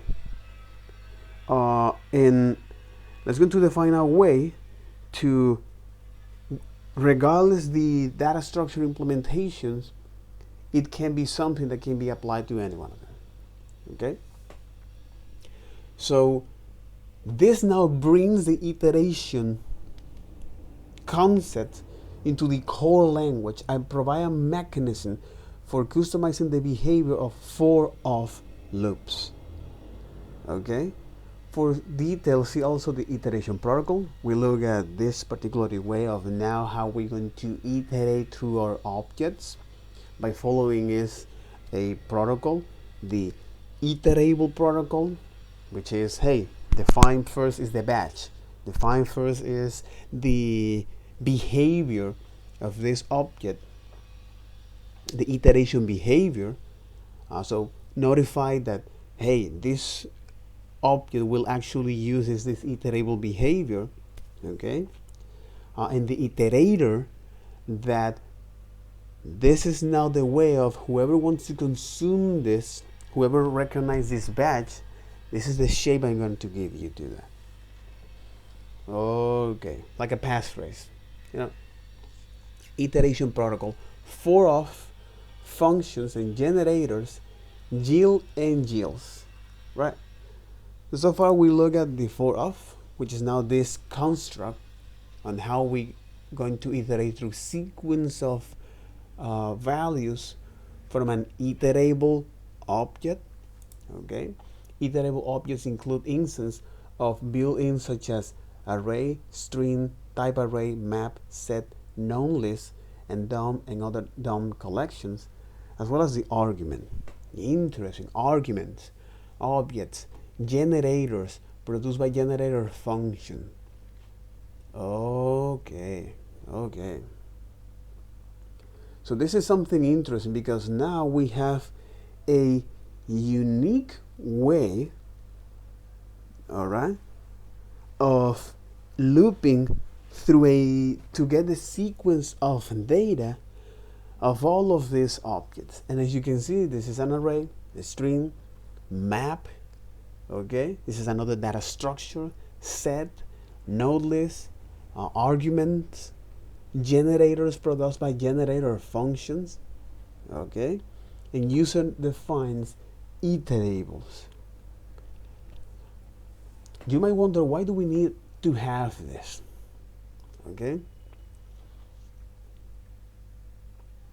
because for-of loops operates on the value source from an iterable one by one in a sequential order.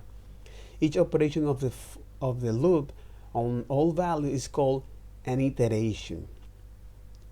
Exactly. Each iteration of the loop on a value.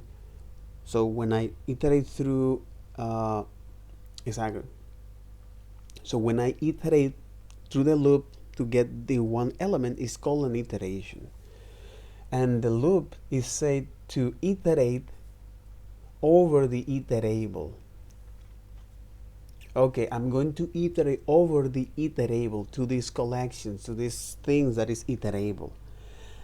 Here we're dealing with generalization and abstractions. Okay, and this iterable thing, whoever is implement that, well, now I have a mechanism to get this sequence of data regardless how it is implemented.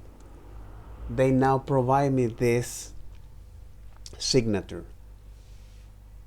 When a for loop iterates over an iterable, it first calls the iterables, iterator methods, which returns an iterator.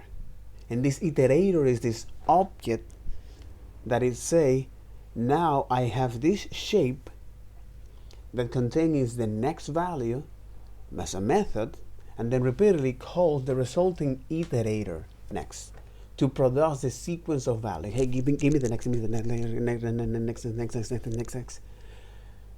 So for of loops exists when the iterator has completed. The next result is an object with done true. Like other looping statement, you can use control flow statement inside a statement. Break to stop or continue. Execution and goes the first statement after the loops, and execution and goes to the next iteration of the loop. Break is to get out of here, and continues to skip this condition. If the for of loop exists early, break statement is encountered or thrown, the return method of the iterator is called to perform any cleanup. The variable part of the for ops accept anything that can come before the assigner operator. You can use counts to declare the value as long as it is not reassigned within the loop body. It can change between iterator because those are two separate values. Otherwise, you can use let. Exactly, you're going to mutate that as a way to now add all of these values. As a way to now, if you're going to iterate through all of this, and now you want to apply some self transformations, you can do this.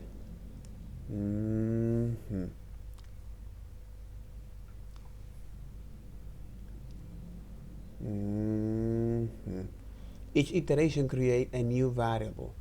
Reassigning the variable inside of the loop body does not affect the original value in the iterable, an array in this case.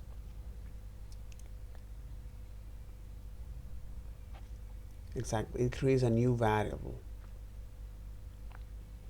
You can use this structuring to assign multiple local variables, or use property accessors like xe or of iterable to assign the value to an object property. So, however, a special rule forbids using async as the name. Of course, this is an invalid. Okay, this is to avoid syntax ambiguity with the valid code async of, which is a for loop.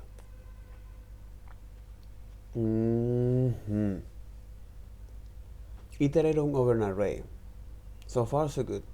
So this iterable, because it has a built-in object called the iterable, the iterator. Okay, it has this hidden property called iterator that indicates to the for, hey, I'm going to call the iterator methods that is going to produce is this iterator object,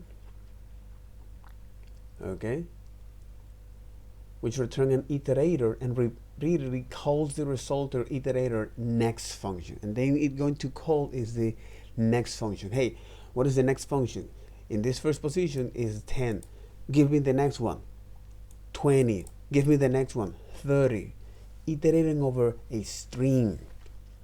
Interesting. You can iterate over a string. The whole point of this is that because actually iterating through a string is something. Look at this. Iterating through a string without the iterable approach. So, for example, comes, let's say, an string. okay, or a value called, which is now lorem ipsum dolor est, and iterate through that. Okay, it requires you to do, well, it's going to do a for here. It requires you to sometimes actually transform them into a particular data structure, and then on that work on it. Because if you can look at the string here, okay, the string methods here, as a way to iterate through that particular data structure or data type, okay, if you want to iterate through that,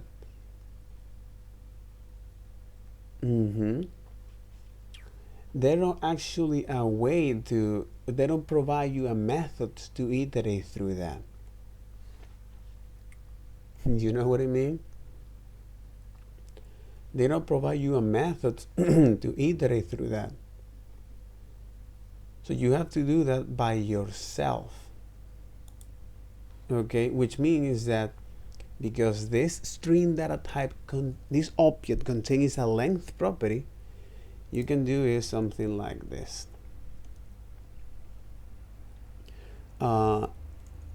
Let define here the index, which is a 0, and which is the initializer. The condition will be until the index is less than the value dot length. Okay, and then, all right, the after through is that increment this. So by doing this, you're now going to, anytime you are now here, okay, how do you actually access to each one of those values? Keyword here, access data. You know, how do you access to that data? Okay, so it means that I need to transform this into another data structure. Okay, I need to transform this into a data structure. You know, I need to do an additional step here to actually transform this into something that I can iterate, okay, and then, all right, do whatever I need to do with this.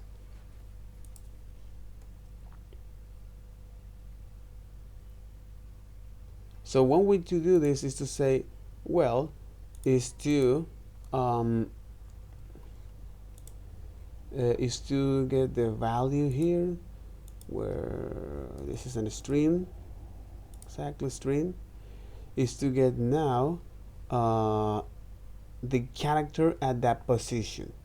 You know, that may be one way to do this. You say, hey, value, that it has a inner method called char add, and then you're gonna pass is this, and you want to actually now get the value of this.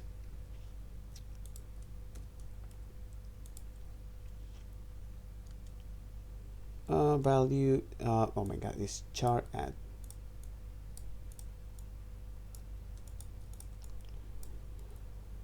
Let me refresh this to clean that up. Char at that position. And as you can see, this is the way of how you can now get all of these values. Look at this. This is the way how you can now have access to strings. What you have to do if you, for example, now want to access to array here. For example, let me put this as a string value, array values. Okay, when you say, hey, well, now this is lorem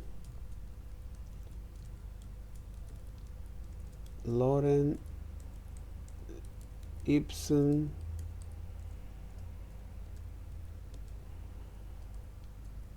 dollar s. So we know how to iterate through a particular data structure or primitive like strings. Okay, we know how, but when it comes to actually iterate through, in this case, to an array, things are quite different, you know, because it doesn't have a property called like char at where we can have access to. Okay, in fact, you can say is the at instead takes an integer value and returns the item in that index. And this is something new, by the way. This is something new, by the way. This is something new, by the way. Yeah, this is something new, by the way. Yeah, also, this is something new in the language. This is something new in the language.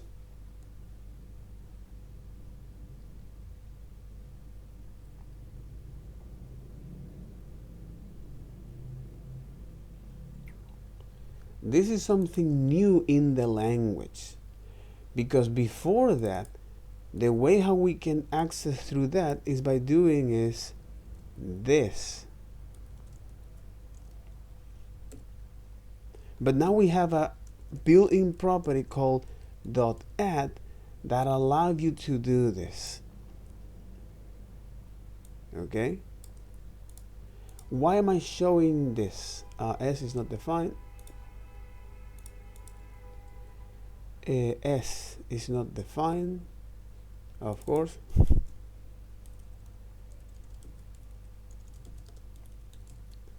S is not defined.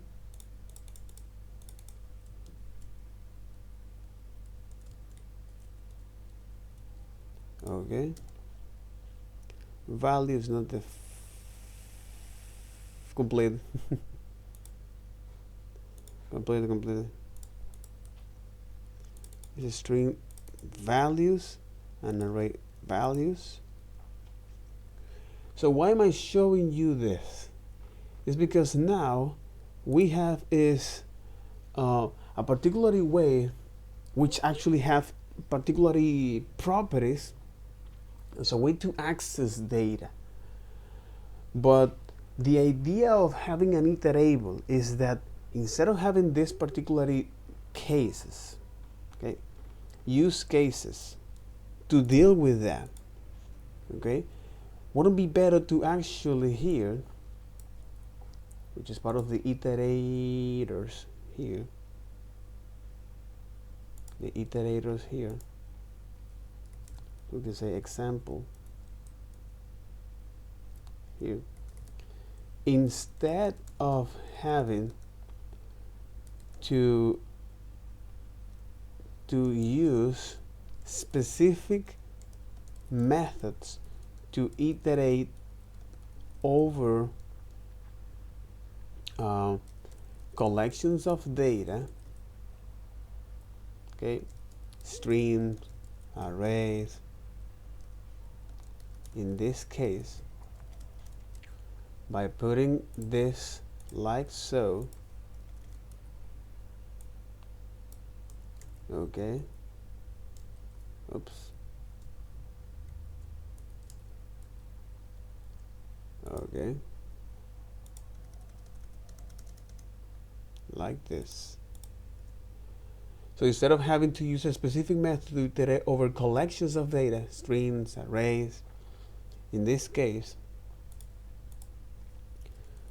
wouldn't be a better way to, would it be a better and unify way to iterate through elements, okay, through iterate through elements regardless Would it be better and wouldn't be a better and unified way to iterate through elements, regardless it is underlying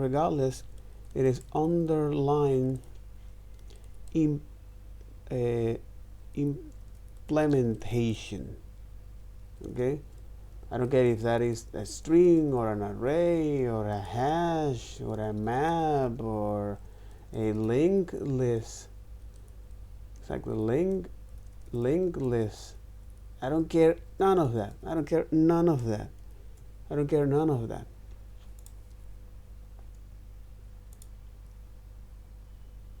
Wouldn't be better? Exactly. So for that,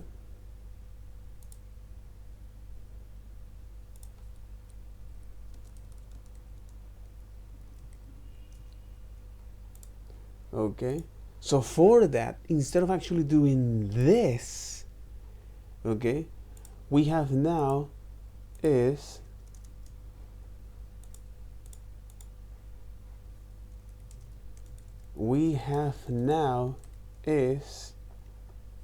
this, which is we got the same collection of data, but now is more succinct, it's less verbose, it's less code.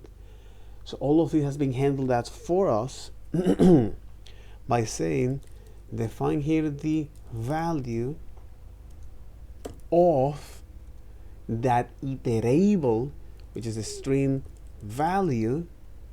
All right, and here the only thing that we need to do is this value. The same for this is like, get me the value. I just only care about the value. I can implement my own series of steps as a way to say, yes, okay, this is the way of how can I have access to this data. Okay, but in this case I want to be more declarative, okay, while also understand what's going on behind the scenes. It's important. So by saying, hey, give me the value of this iterable object, which is the array values. Okay, which is the array values. Console log here values. Of course, it's way much more cleaner. Redeclaration of course. But of course it's way much more cleaner, and I want now to bring that up here with this example. I want to also bring is here another good example here as a way to understand what is the value proposition that we're getting from iterables. For example, it's like object values, right? Where here we have is now well, is object value, which is name. At least I could hold this value, which will be is value 1. Okay, we can use define several values here on this object.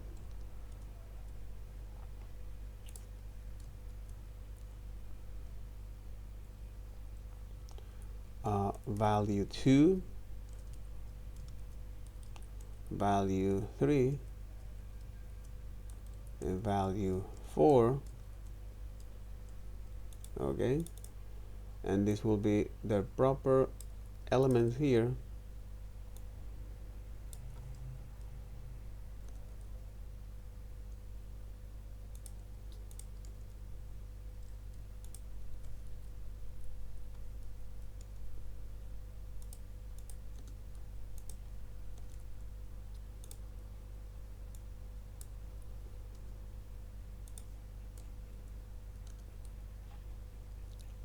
Like this. And now let's go to think of how do we need to iterate now through I want to bring this up. Now imagine that how do we need to iterate through object here? what will be the way to actually iterate through all of those objects? We need to find a way of that this object actually give us its property and values. So is the object built in has some sort of that, okay, have some sort of way to know which amount of value do we have, which amount of property do we have, okay.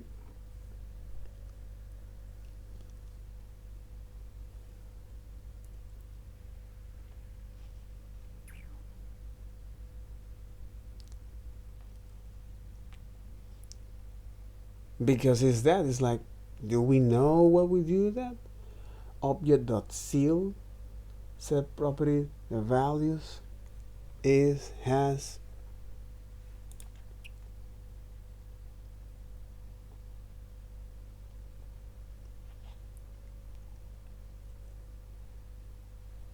But again, do we know how to do that? Defines property.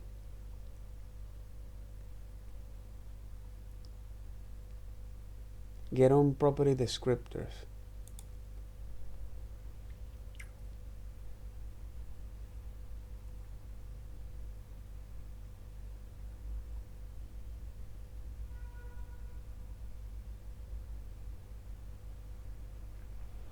Get on property names.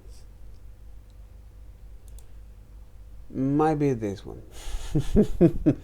Might be this one. Get on property names.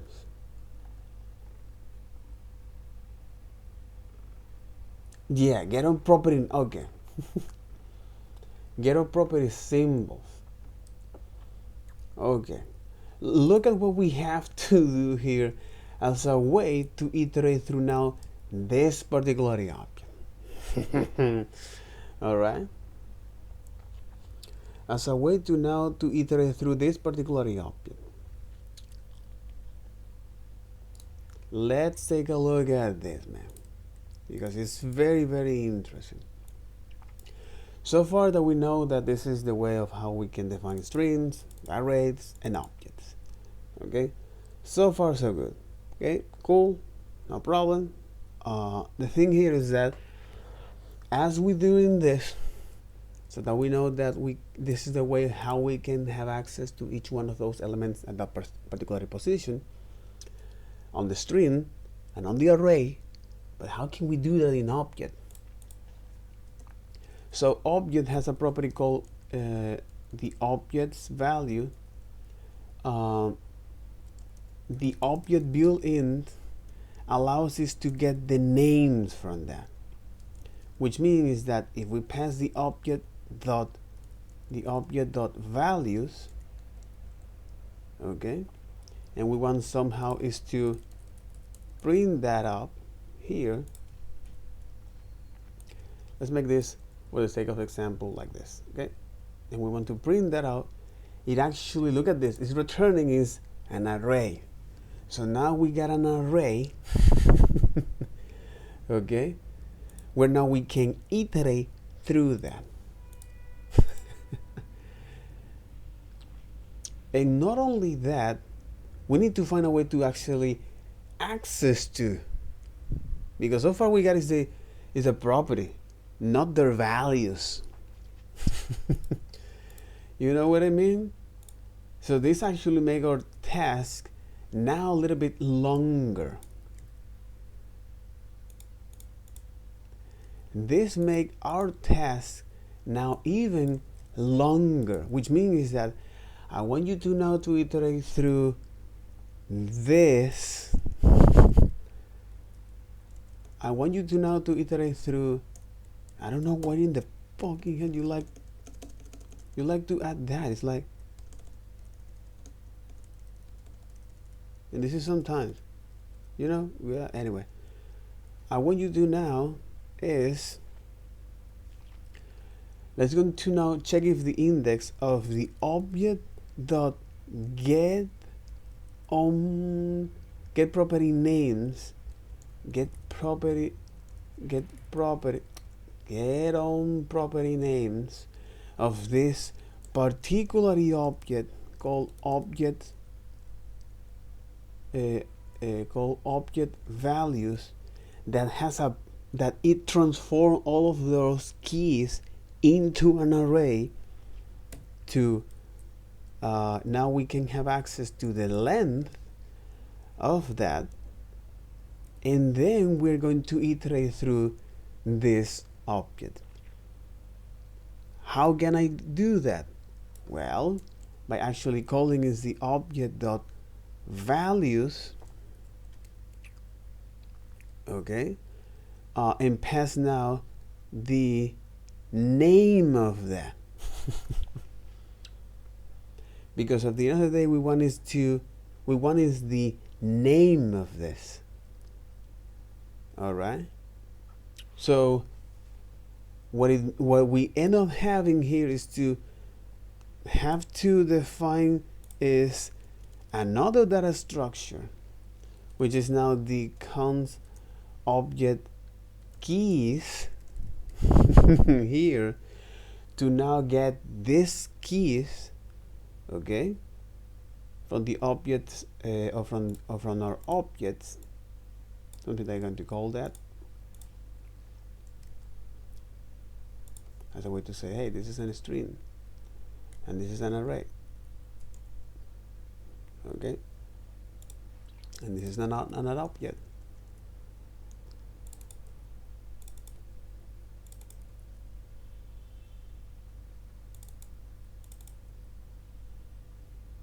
And this is now a string. So now I need to create this an object of names. Okay, object names. I'm gonna say array object names. Okay, where here now I have the proper values here to say, okay, because now the object the array object name contains the keys, all right, which contains the keys, object array object of keys contains the keys, okay. Now it's in here where I would like to access through that. So look at the additional code I have to write here. As this is okay, this is iterating a string. Okay, iterating a string, iterating an array.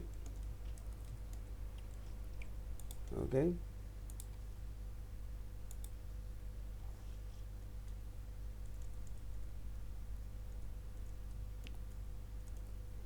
Iterating an array, okay, and then we have here now iterating, okay, now iterating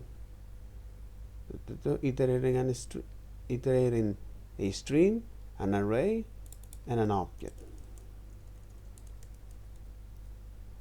And look at all of the things that we need to actually do this. It's like obnoxious. Like this. So here we are now iterating a string. Okay. Let me in fact actually is put it this way. It's iterating a string. And then this is how we iterating a string, iterating an array. Okay. And then now here we are iterating an object.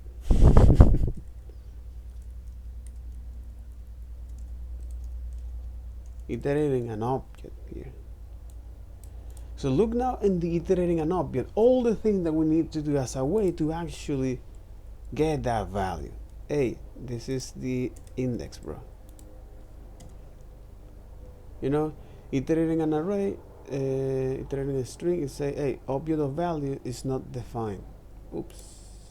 Object dot values. Oh, because it's a is this, and in fact let me actually copy this, where this is where I make the modifications. There you go. This is the object itself. Okay.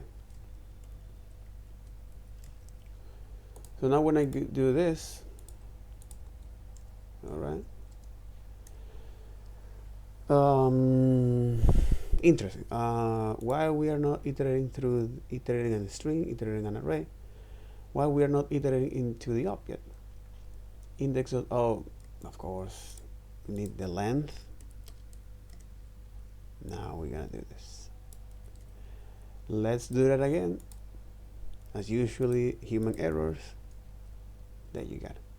So now we iterating the object, which is the value 2, blah blah blah blah blah. But we want is to get is, in fact, is the object data there, because we know that this is the value, but in fact we want is to get access to the object itself.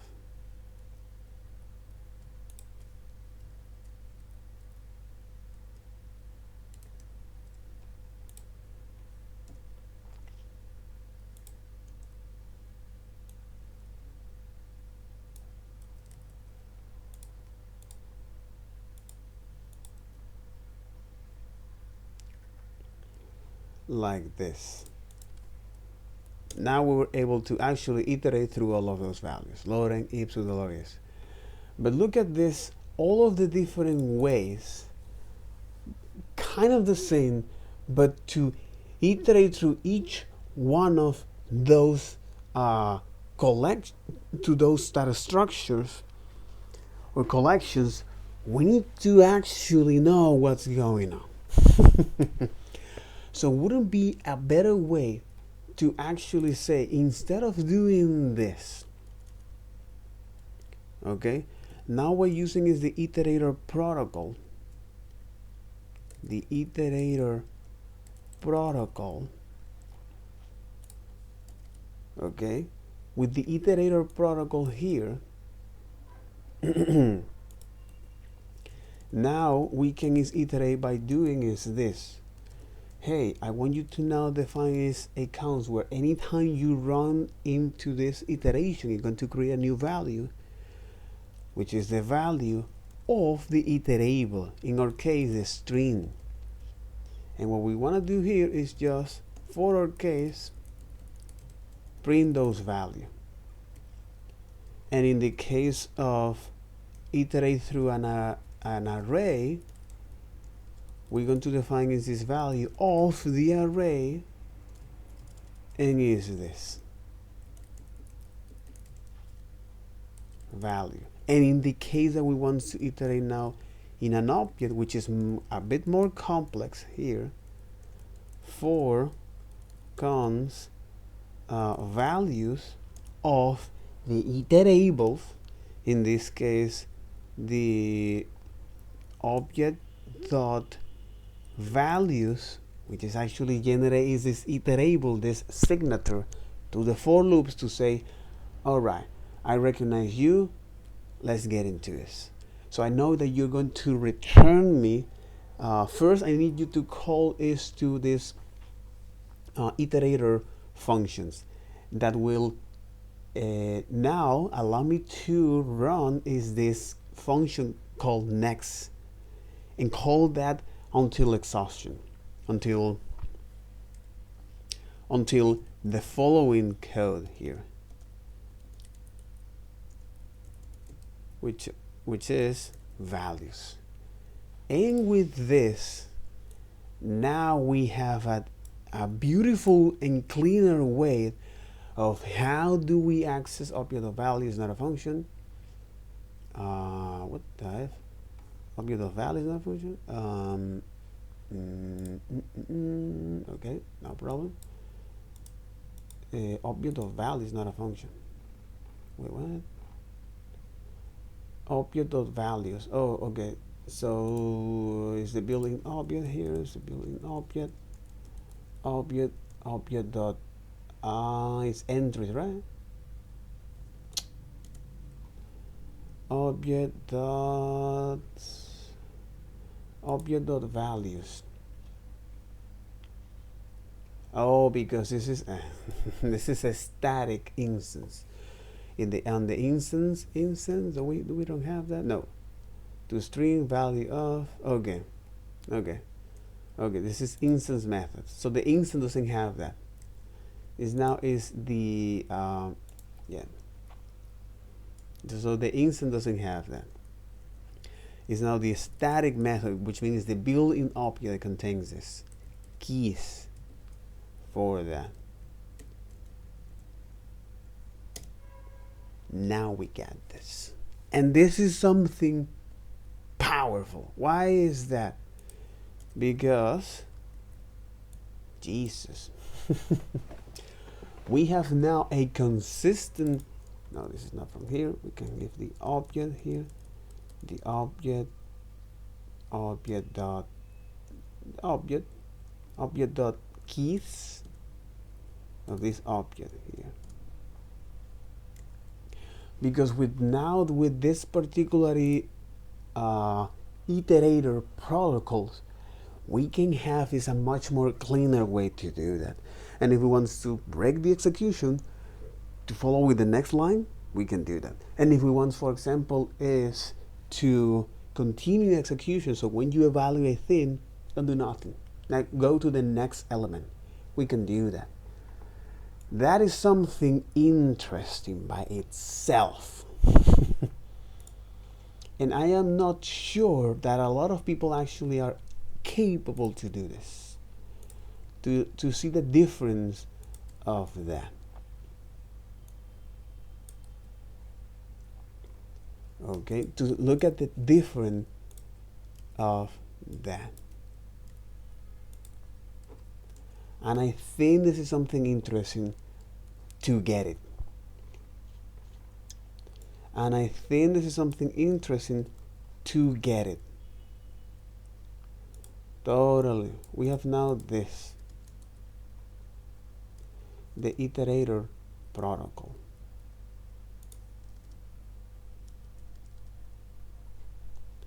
Exactly. Now, thanks to this Iterator protocol, we have now this cleaner way of accessing data.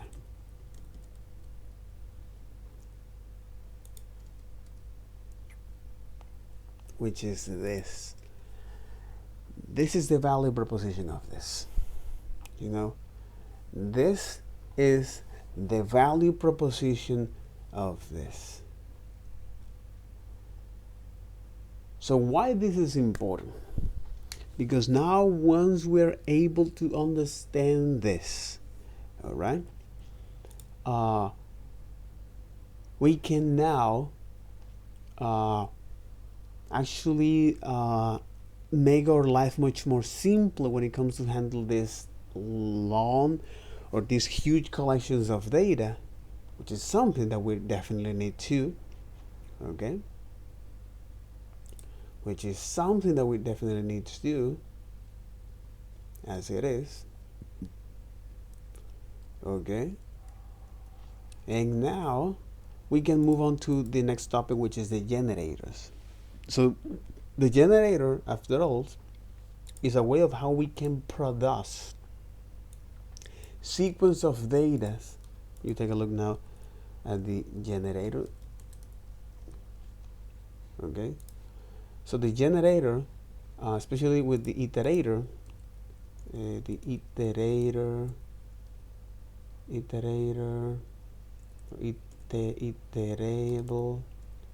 iterator. Iteration,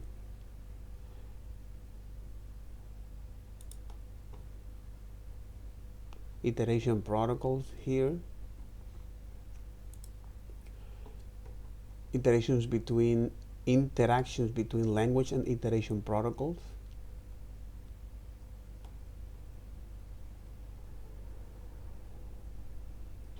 Array iterator contains the next and the symbol, the prototype object. This is the prototype shall be shared by all built-ins. And the iterator symbol and the prototype object. This is the object of prototype. Building APIs accessing iterables. Map, weak max, set, promise at all. Interesting. So promise at all actually is accepting iterables. Okay, that accept the iterables. All settle. Promise raise. Object group by. This is something new, by the way. This is something definitely new in here. Map group by. I want you to now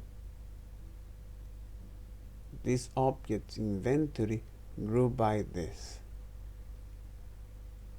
And following is this, whereas the quantity is greater than stock and sufficient.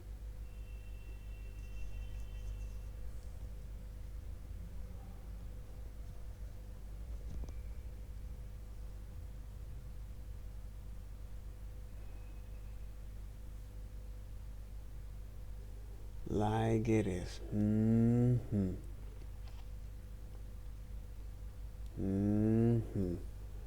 Okay. All right. Okay. So now the generator object here, as we look at how can we create our own iterators, and especially once you have to be very careful about how you programming these iterables protocols. Okay. So now the generators allow us to have much more control of what's going on inside of a functions as a way to produce this sequence of data using the yield. Okay, and the yield, or it will produce this output. So the yield value here is now saying, okay, now yield is going to produce the outcomes, and next time when you call that, it will accept that. It will accept the parameter that you pass in the next iteration here. Okay, so now with yield, okay, we have much more fine control of the execution of our code. All right. Especially to produce series of elements here. So we don't have to, the benefit of the generators, okay, the value proposition of that is allowed to produce sequence of data without us to carefully managing internal state. Okay, without us carefully managing internal state for keep tracking at which line of code we are, at which line of code, or for keep tracking where we are producing. Okay, that's interesting. That's very, very, very interesting, because this is what yield allows us to do. Let's get into that. Let's freaking get into this, my friend. Oh yeah, it is. Yeah, it is. Let's get into this. Let's get into this. Let's get into this.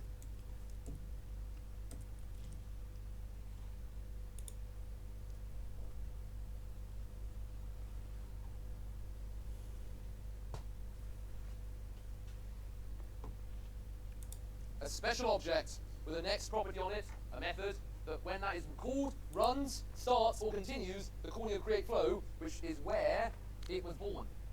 It was born by createFlow, and so it has this ability to go and execute that function and then continue executing it by holding on to the memory in that function execution context and the position in that function execution context and then returning to that.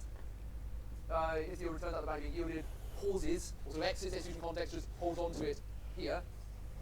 We end up with a stream flow of values we get one by running return next element, next. The next element, but look how dynamically controlled they are. Every time you say yield keyword, the next thing is this expression that's going to evaluate to our next returned, or our next element in the flow of elements coming out of our flow. And those flows, those functions that give us the next element of the flow are known as iterators. Okay, there we go. Alright, anything that gives us a flow, element by element, is technically known as an iterator. I prefer to think of it as being a flow of elements that we just grab one by running a function. Switch on the tap, getting this next element, switch on the tap, next element.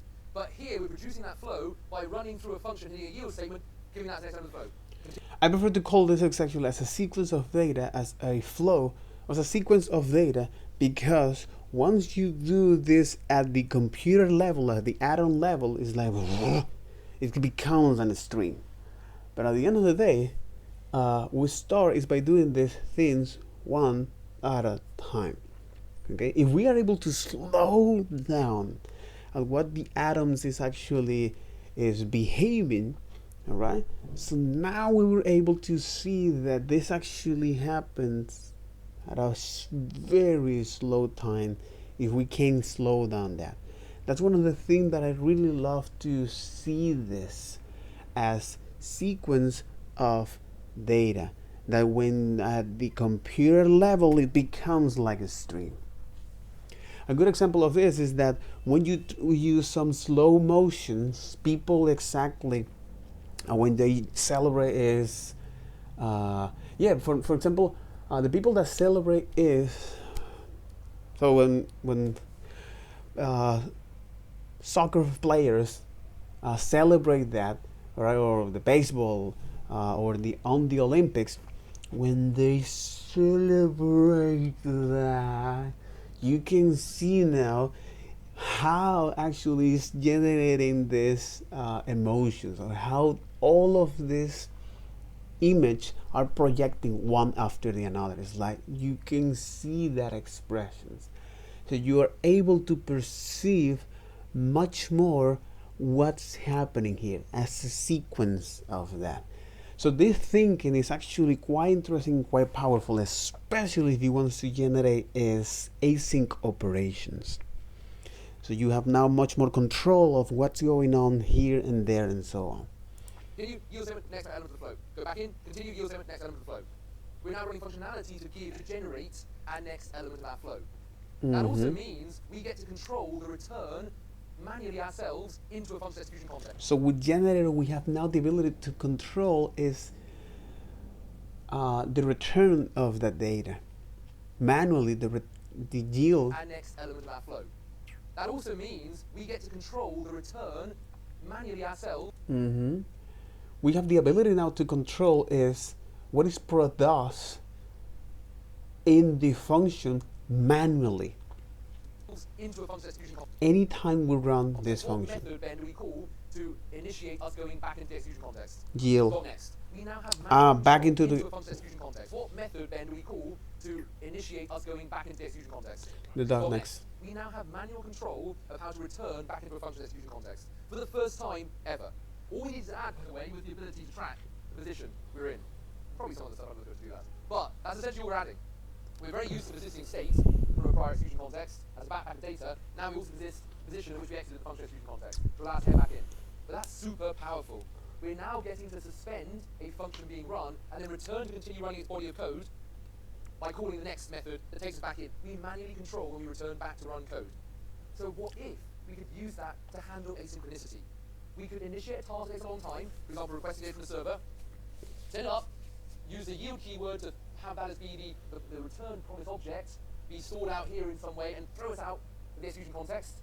Then continue throughout the execution context, continue running through our code, including attaching some functionality to be auto-triggered when that promise gets its value back. And what if that triggered functionality inside of it contained a call to next that took us back in to continue running our code, with its value being passed back in, the value for the return request, the response object that came back from into the promise value. Wow. And that is exactly what we're going to do here. We can use the ability to pause create flows running and then restart it only when our data returns. We get to control when we return back to create flow and continue executing by setting up the trigger to do so, which is the next method, to be run by our function that was triggered by the promises resolution when the value returned from Twitter. It's a little bit of a sort of loopy back and forwards. It's all going to be automated by async await. We're going to build async await from scratch using this generator function concept. And we're going to sort of tidy it up, wrap it up using async await. We're going to automate a few of the pieces. This is our final code. These last two slides are our final code. Line 1. What are we doing? Sean. Declaring a new function do when data received. Do when data received. Oh, folks, this is my favorite page of code ever. This page of code is going to bring together everything we remember from our web browser features, everything from our new generator functions, our micro task queue, our event loop, our crazy new generator functions that include our persistence of states, what you might call closure, all in one beautiful, complete setup. Huh. Very special. All right, good. Function 1 declared. Rick, next line. You declare generator function create flow. Excellent. Well done. There it is, the little star. Okay. Next line. A generator Alex. function. We declare constant return next element. Excellent. Thank you, Alec. Undefined for now. Oh, here it goes. Here it goes. All right. The diagramming, the mega diagram. I'm going to put my call stack.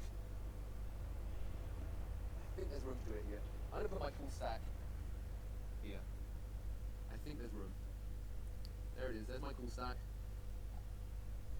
I'm going to put return next element is the output. The output of the calling create flow. Which is surprisingly an object, known as a generate object with a next To generate with the next method. on it. Exactly. And that's going to be stored in what constant, Brian? Return next element. Return next element. Excellent. Because that follow, because the generator it produces an object that follow the iterator protocol. That's what we have is the next element. The next is just a method. That's a method we're interested in. That's a method which, when called, should give us out our next value from our flow of data. Now, you've probably already seen we've only got one yield, so we only get one value. But we could have many, but only one here for now. Good. Good. Next line is what, Ben? Declare a constant feature. Yeah, let's make sure it's global. Declare constant called feature data. Data. There it is. This really does bring it all together. We're going to be precise as possible. Future data, which is the output of return next element dot next call, which enters what execution context, Ben? Create flow execution. Create flow execution context. There it is. In it goes. Oh, by the way, notice how my execution context now I don't close them, right? Because I'm not going to exit straight out of them. That's what I've done for both of them. I didn't what to say. Okay.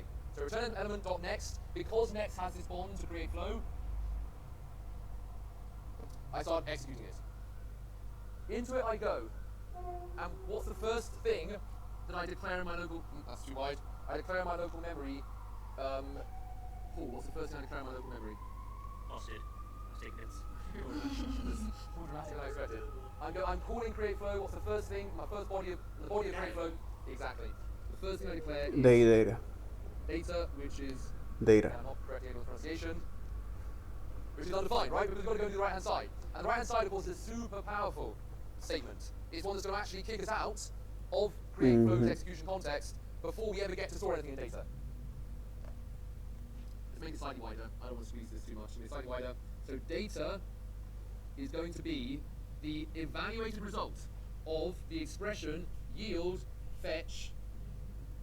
Do I have space for this? Yeah, there it is. And fetch is a function that is a facade for a whole set of come back together. It returns a promise. For a single major feature in the web browser, but also it does something in JavaScript as well, doesn't it? Let's do the bit it does in JavaScript first. What does it do in JavaScript, Ben? Create a promise object. Exactly. So the fetch. The fetch function return is a promise. Not in the data. Not in the data. Not in the data. It's going to be returned out the promise object, which is going to be thrown. It's going to be thrown unapologetically out of that execution context to be the output. It's gonna kick out from the unapologetically. Future data, excellent. And this promise object has what properties? That's by gonna default, Victor? kick out unapologetically from the context execution. Value, which is on Values yet. Has and status, on which is row ending, don't worry about that. And it has exactly an status, unfulfilled, unfulfilled, which is an and empty unrejected. array into which we're going to put any functions you want to auto trigger when value gets updated. Okay, and it's going to be thrown out. It's going to be yielded out. This is where we're going to pause, I guess, because it's going to be thrown out to be the output of return next element dot next. which So is a we promise. returned out that promise object. Make sure it's clear as a promise. To be the output of return next element dot next, which is then stored where, Ben? Future data. In future data. So let's put that over here. There's our promise object. Not very nicely drawn. There's our promise object with values undefined and unfulfilled is an empty array into which we're going to put functionality that will be triggered when value gets updated. And of course, and value is updated when fetches background web browser API work is complete and passes that value back into JavaScript. Okay. Good. Be really, really, really clear with yourself that we do not store in data this promise object. We don't get a chance to store anything in data because the yield keyword is so strong. Like imagine like it's a return statement. You wouldn't store anything, you did something assigned to a return statement, you wouldn't even hit that assignment. The return just threw you out already. It threw this expression, the result It's of it, evaluate that the expression. value as a result of it, Exactly. It command, evaluates the from expressions out in the future and data. then kick out from Being the output execution next comes context within from here, that. next comes within here in the first place, and then we flow out in future data. But we're not finished with fetch yet. Fetch does a wealth of stuff in our web browser. So here it is. Our web browser features. Oh, that is not good. Our web browser features. There it is. And what is the thing that fetch, blessing, spins up in our web browser? XML HTTP request, the XHR feature. Mhm. Look at this, everyone. It The all comes back X- together. X- What properties do we need to know, blessing? The URL, Excellent.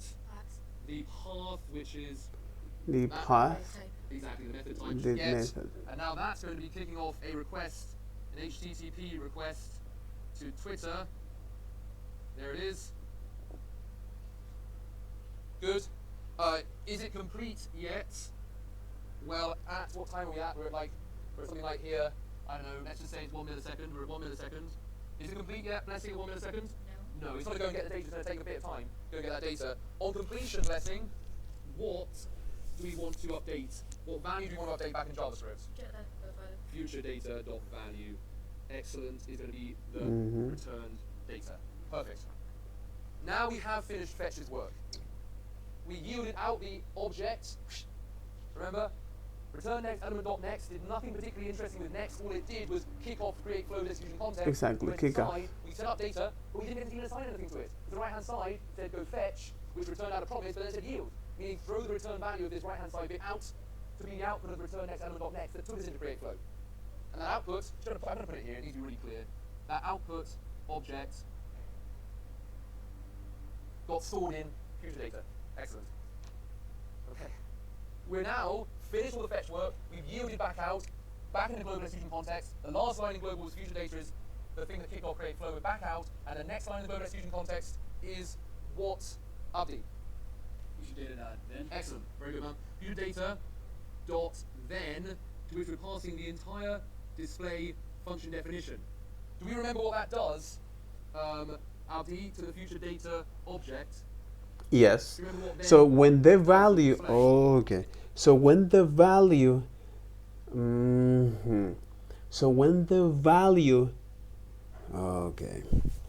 So when that value is updated, okay, now it will notify us to run a particular function. Whether it's fulfill, it's gonna return it's gonna run the callback to the microtask queue, okay.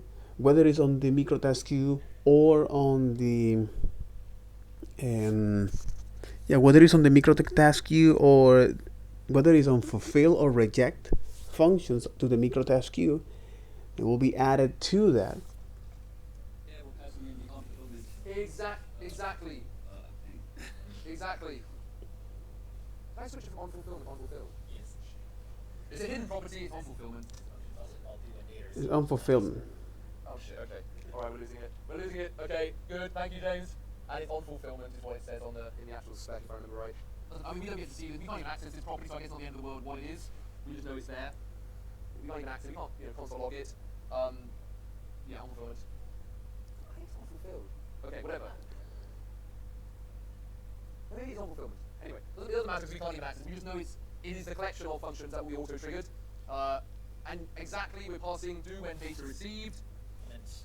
Array, exactly, this, exactly right, there it is. Do when, that's all that we're interested in, then doing. Passing that function beyond fulfillment, collection of functions which we auto-triggered when value gets updated. Alright, and so we continue on. We continue on now, and our global execution context work is done. So, we set up everything. We have, in JavaScript, pseudo-synchronous ordered code, which we exit from and come back into. We're going to trigger us going back into it using this .next method, going back into create flow. So we set that up to happen. In the web browser itself, we set up the background task that goes to the internet, fetched that for us. We exited out of this execution context, create flow, that we got into using .next. We exited out of it, we attached the function to the promise object that we passed out to future data, knowing that when our background work completes, value of future data is going to be updated, it's going to auto-trigger do when data received, which hopefully has written in it functionality to take us back in to this execution context with our value from the background work as an input Exactly. that this yield statement will evaluate to. Just like we did before. We're going to pass the value in, and the last yield expression will evaluate to whatever we pass back into the execution context. Crazy, crazy, crazy, crazy. All right, here we go. So we define as a function to actually kick out the initial state and get out of there, and then we're passing another functions to get in, evaluate, and get out of this. Get in, evaluate, get out of there. Get in, evaluate, get out of there. Exactly. Let's be complete about this. It's going to trigger the on-fulfillment array of functions to be called, but we don't get to call them straight away. So instead, it's going to do what, Blessing? It's going to get into the microtask queue. Into the microtask queue. There it is, and there's the event loop. Into the microtask queue, do when data received goes, do when data received is passed the microtask queue at about, let's just say about 201 milliseconds. At which point we checked it was like, what was it? It was something like 2 milliseconds. We finished our synchronous code executing. Time's passed, and we're now at 201 milliseconds. Is there anything in our call stack at this point, Blessing? No, it's all done. There's no global code left. Okay, so when you do then, now run that. Which we do, we add do when data received. Exactly. First, we kick out the functions. So first, we get in here, evaluate that promise expressions, get out of there. And when that is done and fulfilled, okay, get into that. This function is going to be triggered with the value as input. And so we pass the value high as the input, and at 201 milliseconds, we call do when data received with the value of high. We create an execution context for it. What's the first thing in its local memory? Blessing. Value, Which is set to? which is set to the argument high. To the argument high. Excellent. And what's the first line call in the body of this function say to do? It says call the property, not necessarily a method. Okay, so it's fine, you say that. Next, on the generator object return next. Absolutely. With what value passed to it? The string value. Excellent. And what does this next do? It takes us back into create values execution context at the position that it left out, it exited with the yield statement. And the thing we pass to it is the evaluated result. That is, the right-hand side never got to be evaluated to a value, an actual thing, to be stored on the left-hand side of data. We were booted out before we got to store anything in data. But now we come back And in. we are passing is now here, exactly, is the data here, which is this is a reference, which is a callback here. So when you got this, okay, and when we resume, when we get in again to the function, okay, we're now receiving is a value here, Okay, now it's evaluating this data, and we're gonna pass down is the value from this callback, which is the dot then is when you have, okay, in the dot then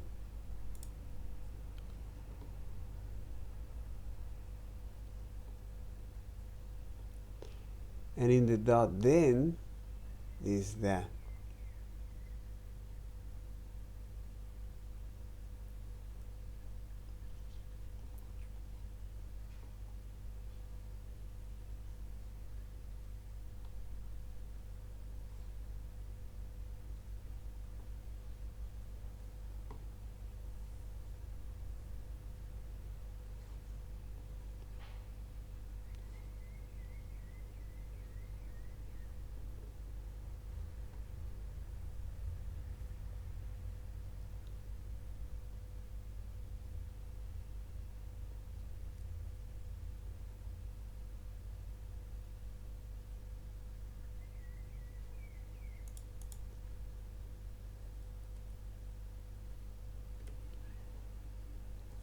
But in the dot then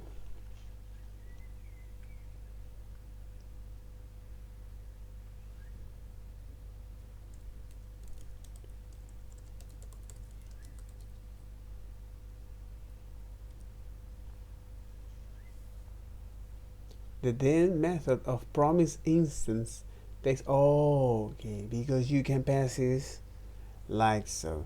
It takes a promise instance. The then methods of promise instance take two arguments: callback function for the fulfill and reject cases on the promise.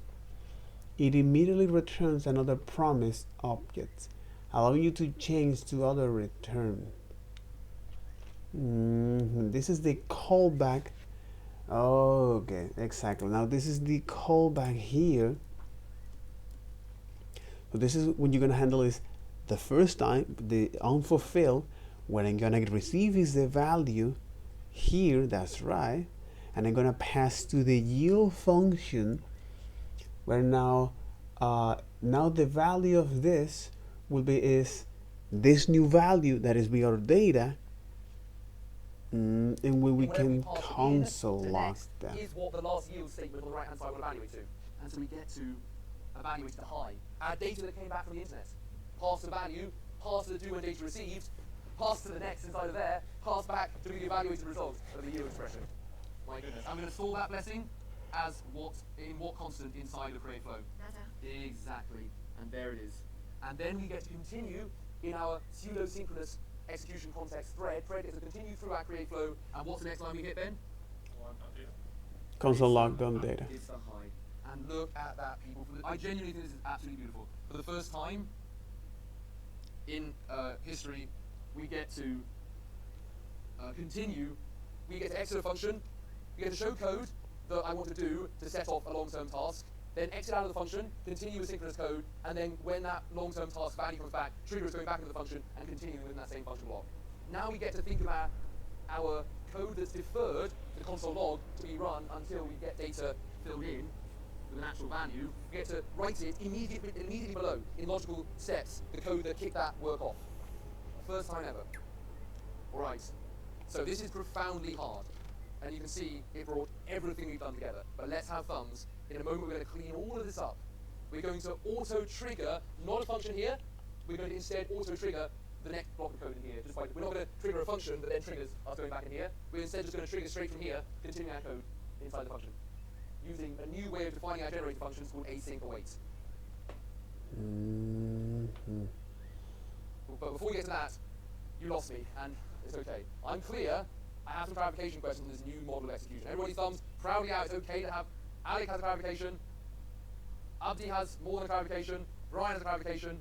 Brian, you want to go first? Yeah, so this is still asynchronous when you get down to the end result, adding everything to the microtask. It is. So sorry, it was like a console log after that would go first. Absolutely. I should have done that. If I had a console log straight after storing the do when data received on the then, on the future data on fulfillment array, and a console log straight after, all to happen. If I were to block my thread here, after this assignment of do when data receive the future.data's on fulfillment array, if I were to have a blocking task there for or a while loop was infinite, then my do when data receive that triggers inside of it entering back into create flow, I'd never reach that because that's on my microtask queue. So it's still absolutely asynchronous. All this is doing, you can almost think of the code console log, you can almost think of everything after the yield statement that throughout the tasks, throughout the promise object queue data, you know, everything like this as being like the functionality we want to run on the data coming back. Almost think of this as being the function we pass here. Like think of it as being this here is our functionality we run later. But now we get to go and run it, we get to write it as though it's synchronous code in a function. We just come back to it only when we trigger running do when data receive, which we then get to manually set. Which is now manually we get to go back saved. and run this code. Exactly. It's the most control we've had probably over when our deferred functionality runs. But in the end, it's still, as by the very nature of asynchronicity in language, beyond our control. Because what triggers return next element dot next running that takes it back in here? What triggers it? It's the beyond our control setting of value property that beyond our control Exactly. triggers when data receive. In the case of Whereas now, fetch, when we just write inside a command that we did get to control writing that takes it back into the function. But the very nature of a single-threaded asynchronous language is that you throw out tasks in a single thread, you throw them out, and then they come back in and run functionality on the return values beyond your control. That's the very nature, and that's why in the end, solution 2, which was the callback model, in the end it's also true. It's not a wrong model. Under the hood it's the same thing. Under the hood we're not doing profoundly more here. We're just increasing readability more and more. And Exactly. by doing so, hiding the underlying engine more and more. And that's arguably a problem if you don't understand the underlying engine. And Exactly. If If you do, both no, exactly. and the ability to understand how it's truly working. Exactly. You're in the bestie. Async await simplifies this entire process. Async await, I would say finally fixes the inversion control problem with callbacks. Actually, this does as well. Async await, we're not going to need to have a function here that triggers the return back into the generator function's execution context, the create flow. We don't need that anymore. Instead, what's going to be triggered from here is just come straight back in here with the return value. No more triggering of that happening via another function. We're going to walk through it line by line, and this is our final code. We're running slightly long. This is our very, very final code of all of hard parts, all of the beauty of asynchronicity. By the way, can we just appreciate for a second, or appreciate yourselves for a second, you've incorporated into your mental model every hard part of the JavaScript engine here. The entire web browser features part. The microtask queue, the only person who about microtask queue really is a guy called Jake Archibald, truly gifted. I highly recommend him. Brilliant. This part. The microtask queue, the only person who about microtask queue really is a guy called Jake Archibald, truly gifted. I highly recommend him. Brilliant British speaker who's a developer evangelist at Google, truly gifted explainer of concepts, Made and yes. sharer of entertaining, humble. Jake Archibald.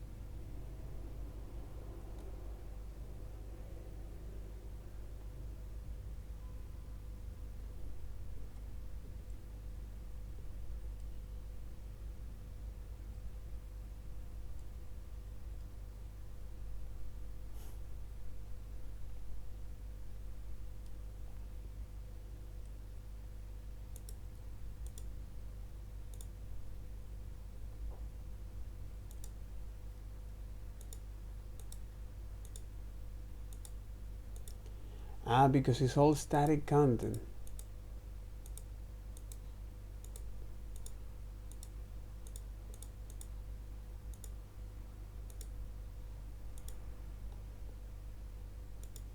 Because it's all static content.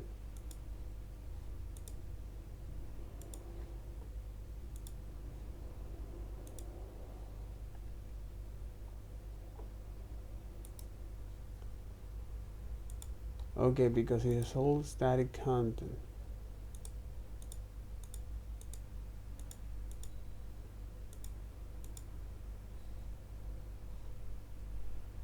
In Astra.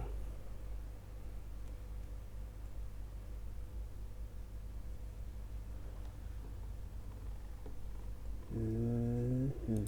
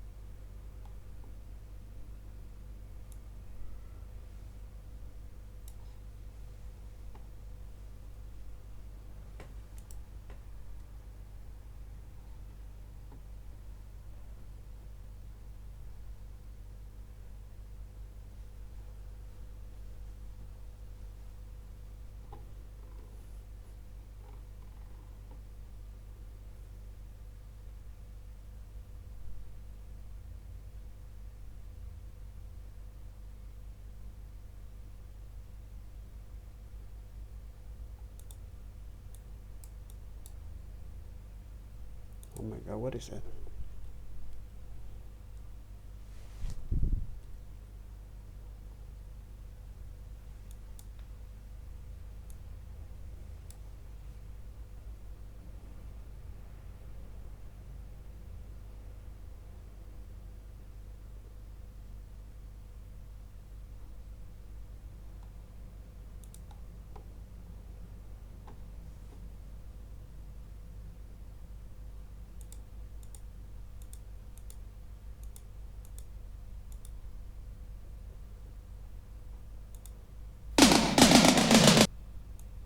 Oh shit.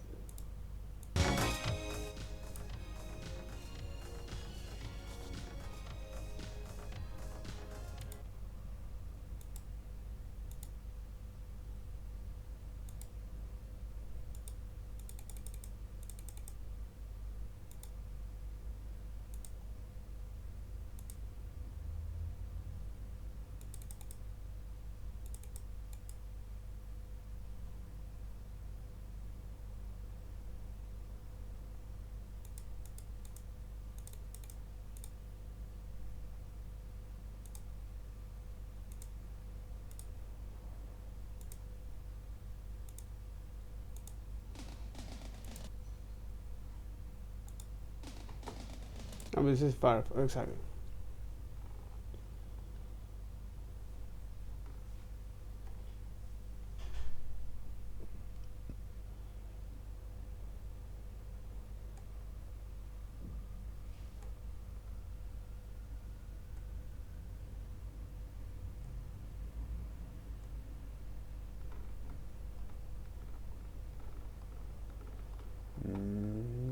That's interesting.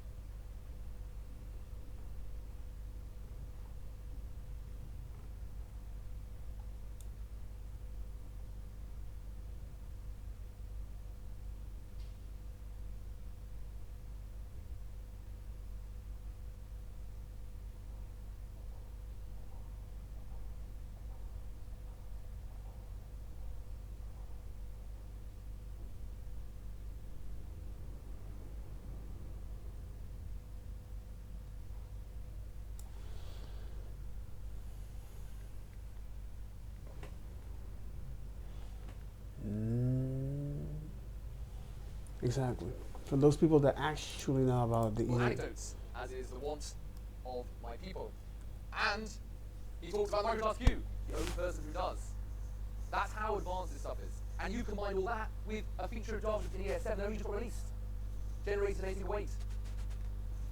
And you build async await from scratch. This is async await. If you get a senior dev interview question, which is going to come up more and more, I think, can you build for me async await from scratch? We just did it. We just built async await from scratch. Just built Redux Saga, basically. Even better. You just built Redux Saga from scratch. Let's try and Redux Saga. God damn it, Redux Saga.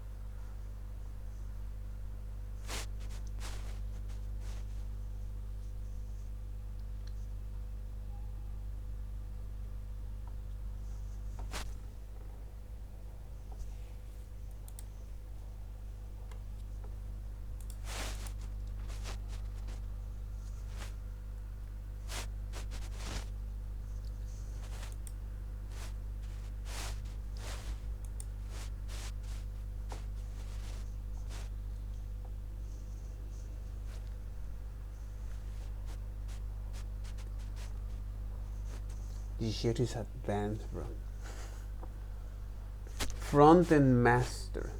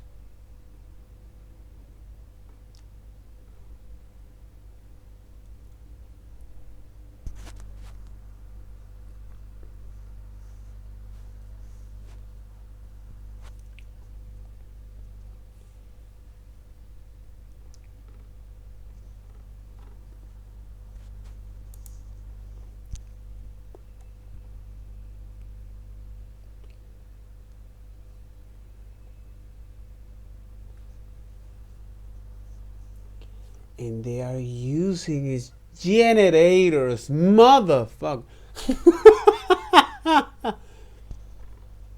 And they are using that as a way to resume the execution of this function.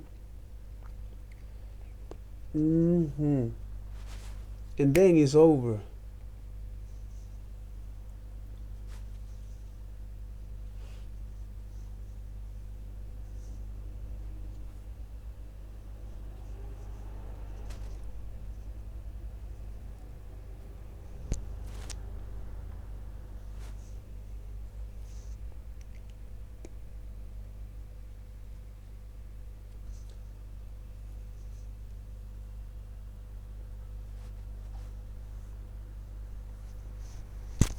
Take every user fetch request. So now you have much more fine control at a language level, which is one of the things that happened with all of these Redux toolkits or all of the Vuex and that kind of thing, is that, you know what? All of this, we need to find a mechanism to know anytime we trigger an action, we can have access to what we're run, and we can have access to actually look at each one of those change state. So we have now this better way to make it debuggable, so we can have better way to debug, test, and maintain our code. We'll make it readable. This is an advanced stuff, bro. This is an advanced stuff, bro. Oh my freaking Redux Saga.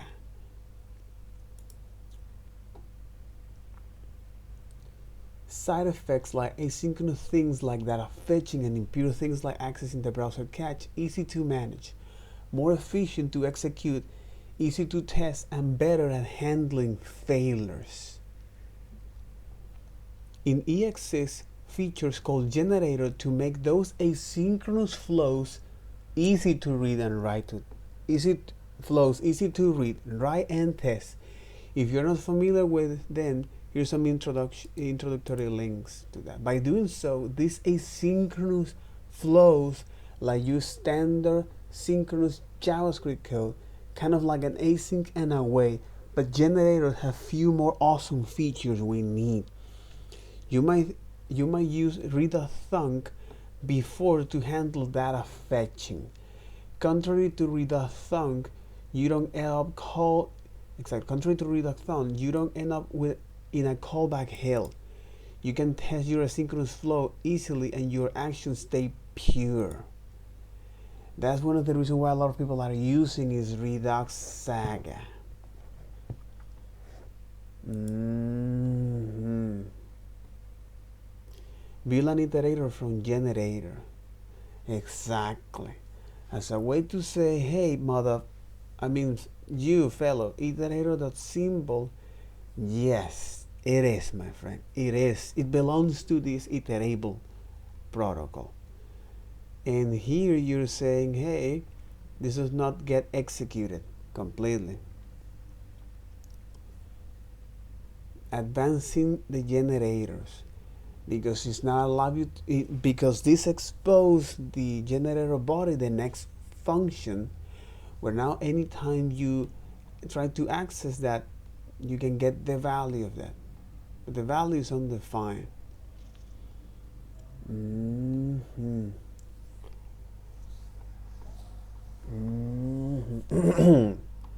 The generator function is expected to utilize yield keyword. Yield suspend execution of a generator and return control to the iterator. When suspend, the generator does not block the event queue. When suspends, the generator does not block the event queue.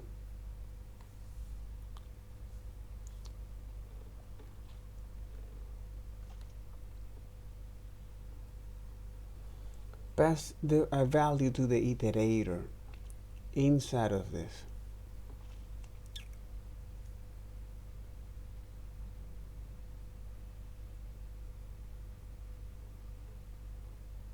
Returning a value from an iterator and understanding the execution flow.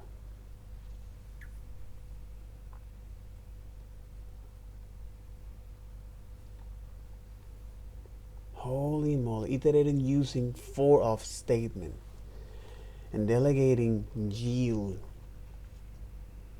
or produce or generate, and then you gotta throw for that. While true, try yield until you get an error here.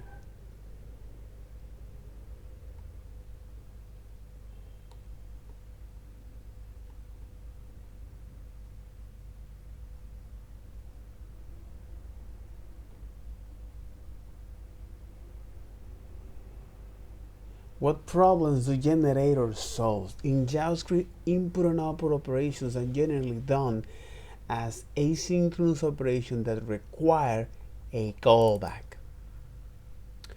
For the purpose of illustration, I'm going to use a meta service foo. Okay, this is a service, multiple asynchronous operations of one after another produce nesting that is hard to read. The callback hell. There are several solutions to address the issue, such as using promise or generators. Using generators, the above code can be written as such. I want you to now immediately invoke this expression here, okay, and yield this. No, I mean I want you to evaluate this, because that's the way how you tell it. I want you to evaluate this generator, okay, to execute the generator, we need a controller. The controller needs to fulfill an asynchronous request and return the result back. Exactly. This is the iterator from the generator, okay, that we are receiving, and now we're defining as an advancer. He initialize the generator and iterate through each function supplied via the yield operator. And here's when you have now a function that say, hey, if you got the state, I want you to now run the next. And if the state.done, because after all, this return is this object, this generator return is a shape, this standard way of producing objects, okay, that contains the next as well as done.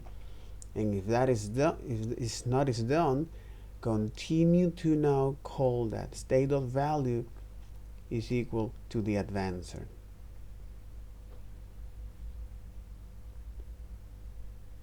And then you're gonna call the advancer. The last step is to query asynchronous functions into functions that take single parameters, the callback. This allows to iterate the generator instance knowing that yield expression is always expecting a single parameter. Transform a function that takes multiple arguments into a function that takes just the last argument of the original function. So return is a callback, where now is where we're gonna add, we're gonna add those callbacks as an argument and then apply that, which is a function where we say, I want you to now return this method. To end the result is a script without too many levels of nested callbacks and achieve line independence. The code for one operation is no longer tied to the ones that come after it.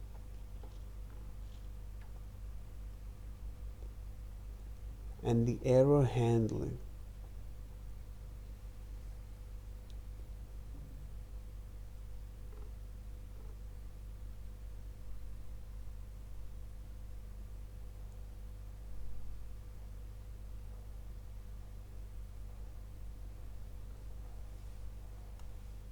Exactly. Only the controller where we are receive is only the controller where we're going to receive is this.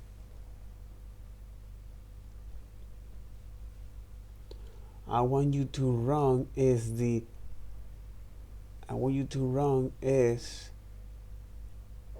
this function that is gonna set the value there.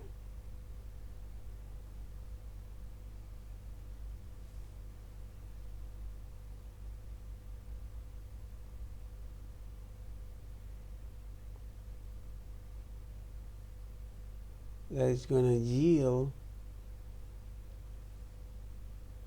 the query for that. And error handling. Library to streamline generator base flow control. Exploring EX6 has a chapter of generator. Axel Rocher wrote about generator cover a lot more than I managed to cover in this article. It is a lengthy read though I truly recommend it.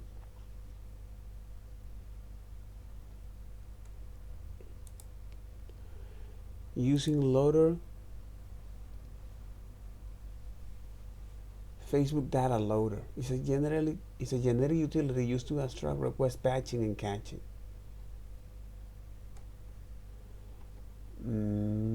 ORM are smart.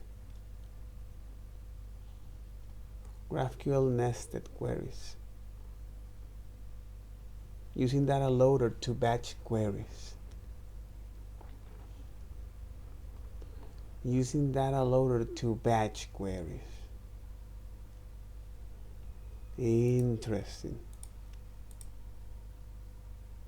The definite guide to EX6 async function.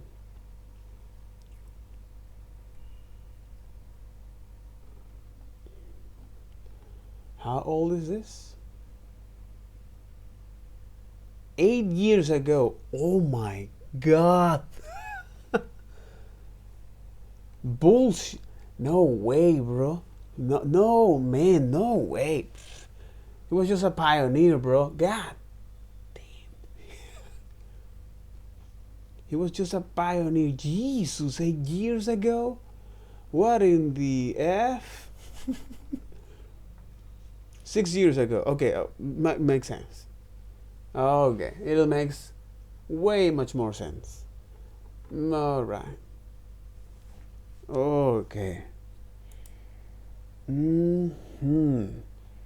Basic of ESGs by Kyle Simpson. EX6 generators in depth.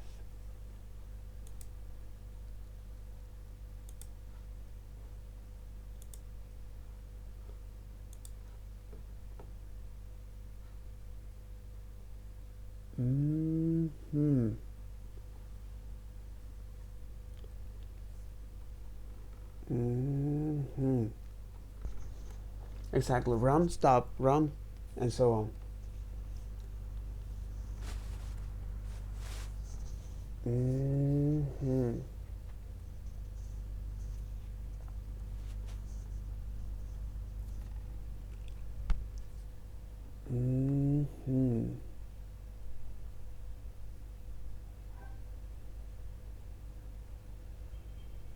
We can evaluate operations here.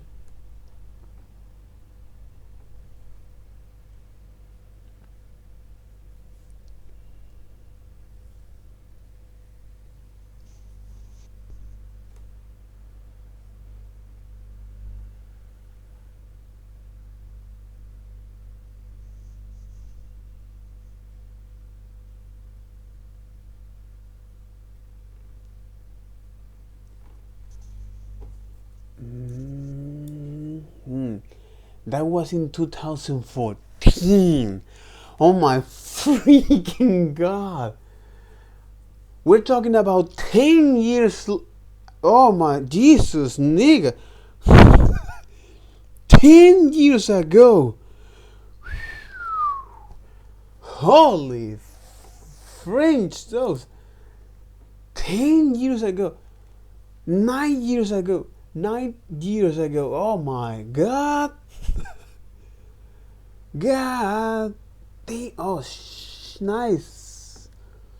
French toast.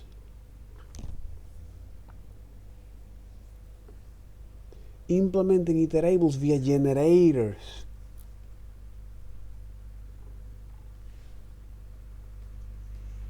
Blocking on asynchronous function code.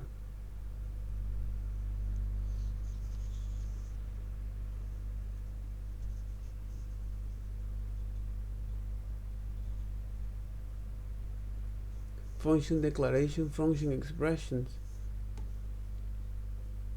Roles played by generators. Iterators, data producers. Iterators, data producers. Each yield can return a value via next, which means that the generators can produce sequence of value via loops and recursion. Due to generator object implementing interface iterable. Observers, data consumers. Yield can also receive a value from next via parameter. Exactly, is that they can not only generate data, okay, or data producers through iterators, but also to consume that as well. And code routines, data producers and consumers. Given the generators are possible and can be both. Data producer, right now you're not see what I'm actually looking at that because it's this one. No, it's not this one. It's is those external resources.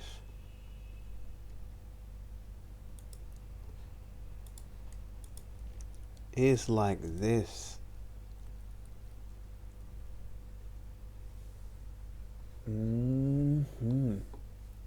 Holy moly.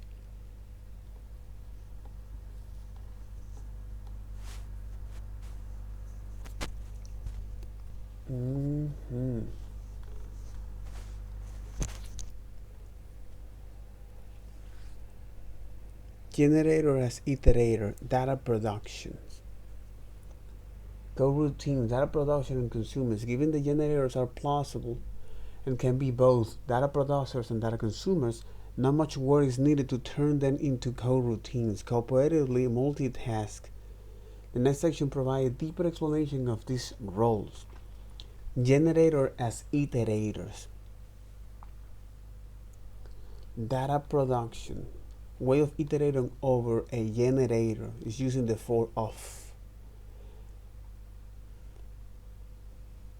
Returning from generator. Example, iterating over properties. That's one of the great things of this. Recursion via yield for output.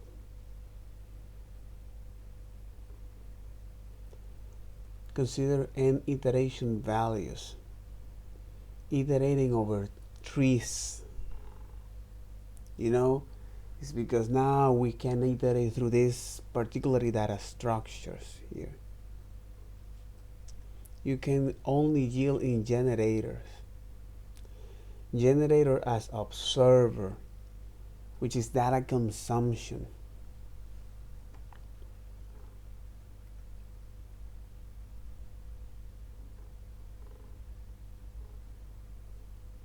Yield binds loosely. Grammar. Return and throw. And terminate generator, preventing termination.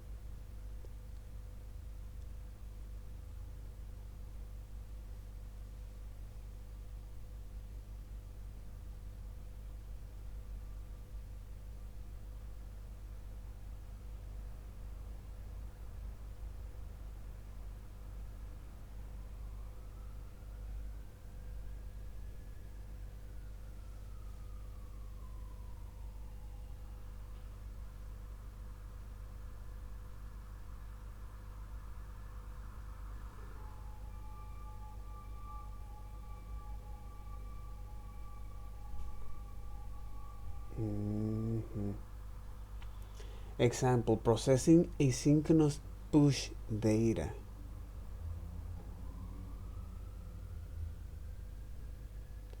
For reading files synchronously, for reading files as streams of data.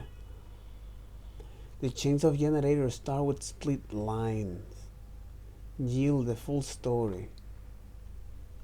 The yield forward throw. Example, yield forward return. Generator as coroutine. Cooperative multitasking. Simplify synchronous code via generators.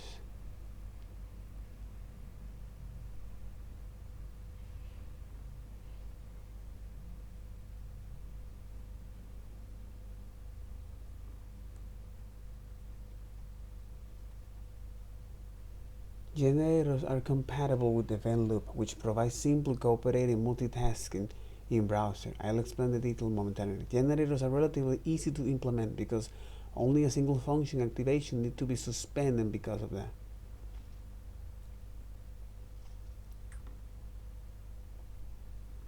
Continue. Coroutines are cooperatively multitasking and have no limitations. Inside of coroutine, any function can suspend the whole coroutine. The function activation itself, the activation of the functions. In contrast, you can only use suspense a generator from directly within the generator, and only the current function activation is suspended. Due to this limitation, generators are occasionally called shallow coroutines.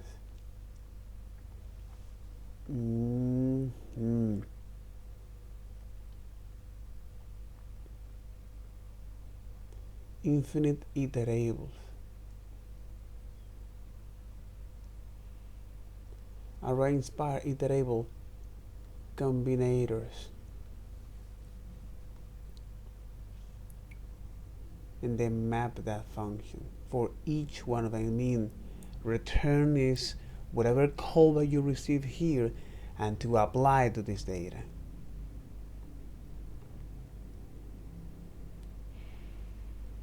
Generator for lazy evaluation.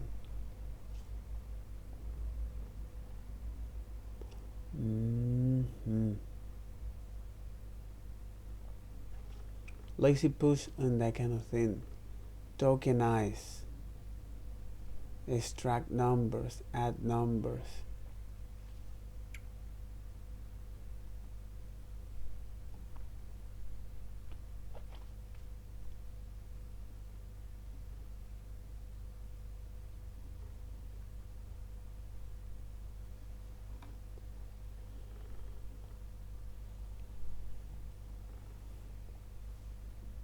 And the inheritance.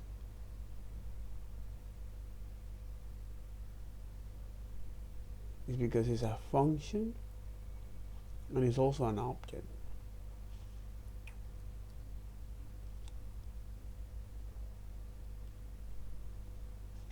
Style considerations here. Okay, this is a long read. Okay, no problem. That'll be all for this video. Take care. Bye bye.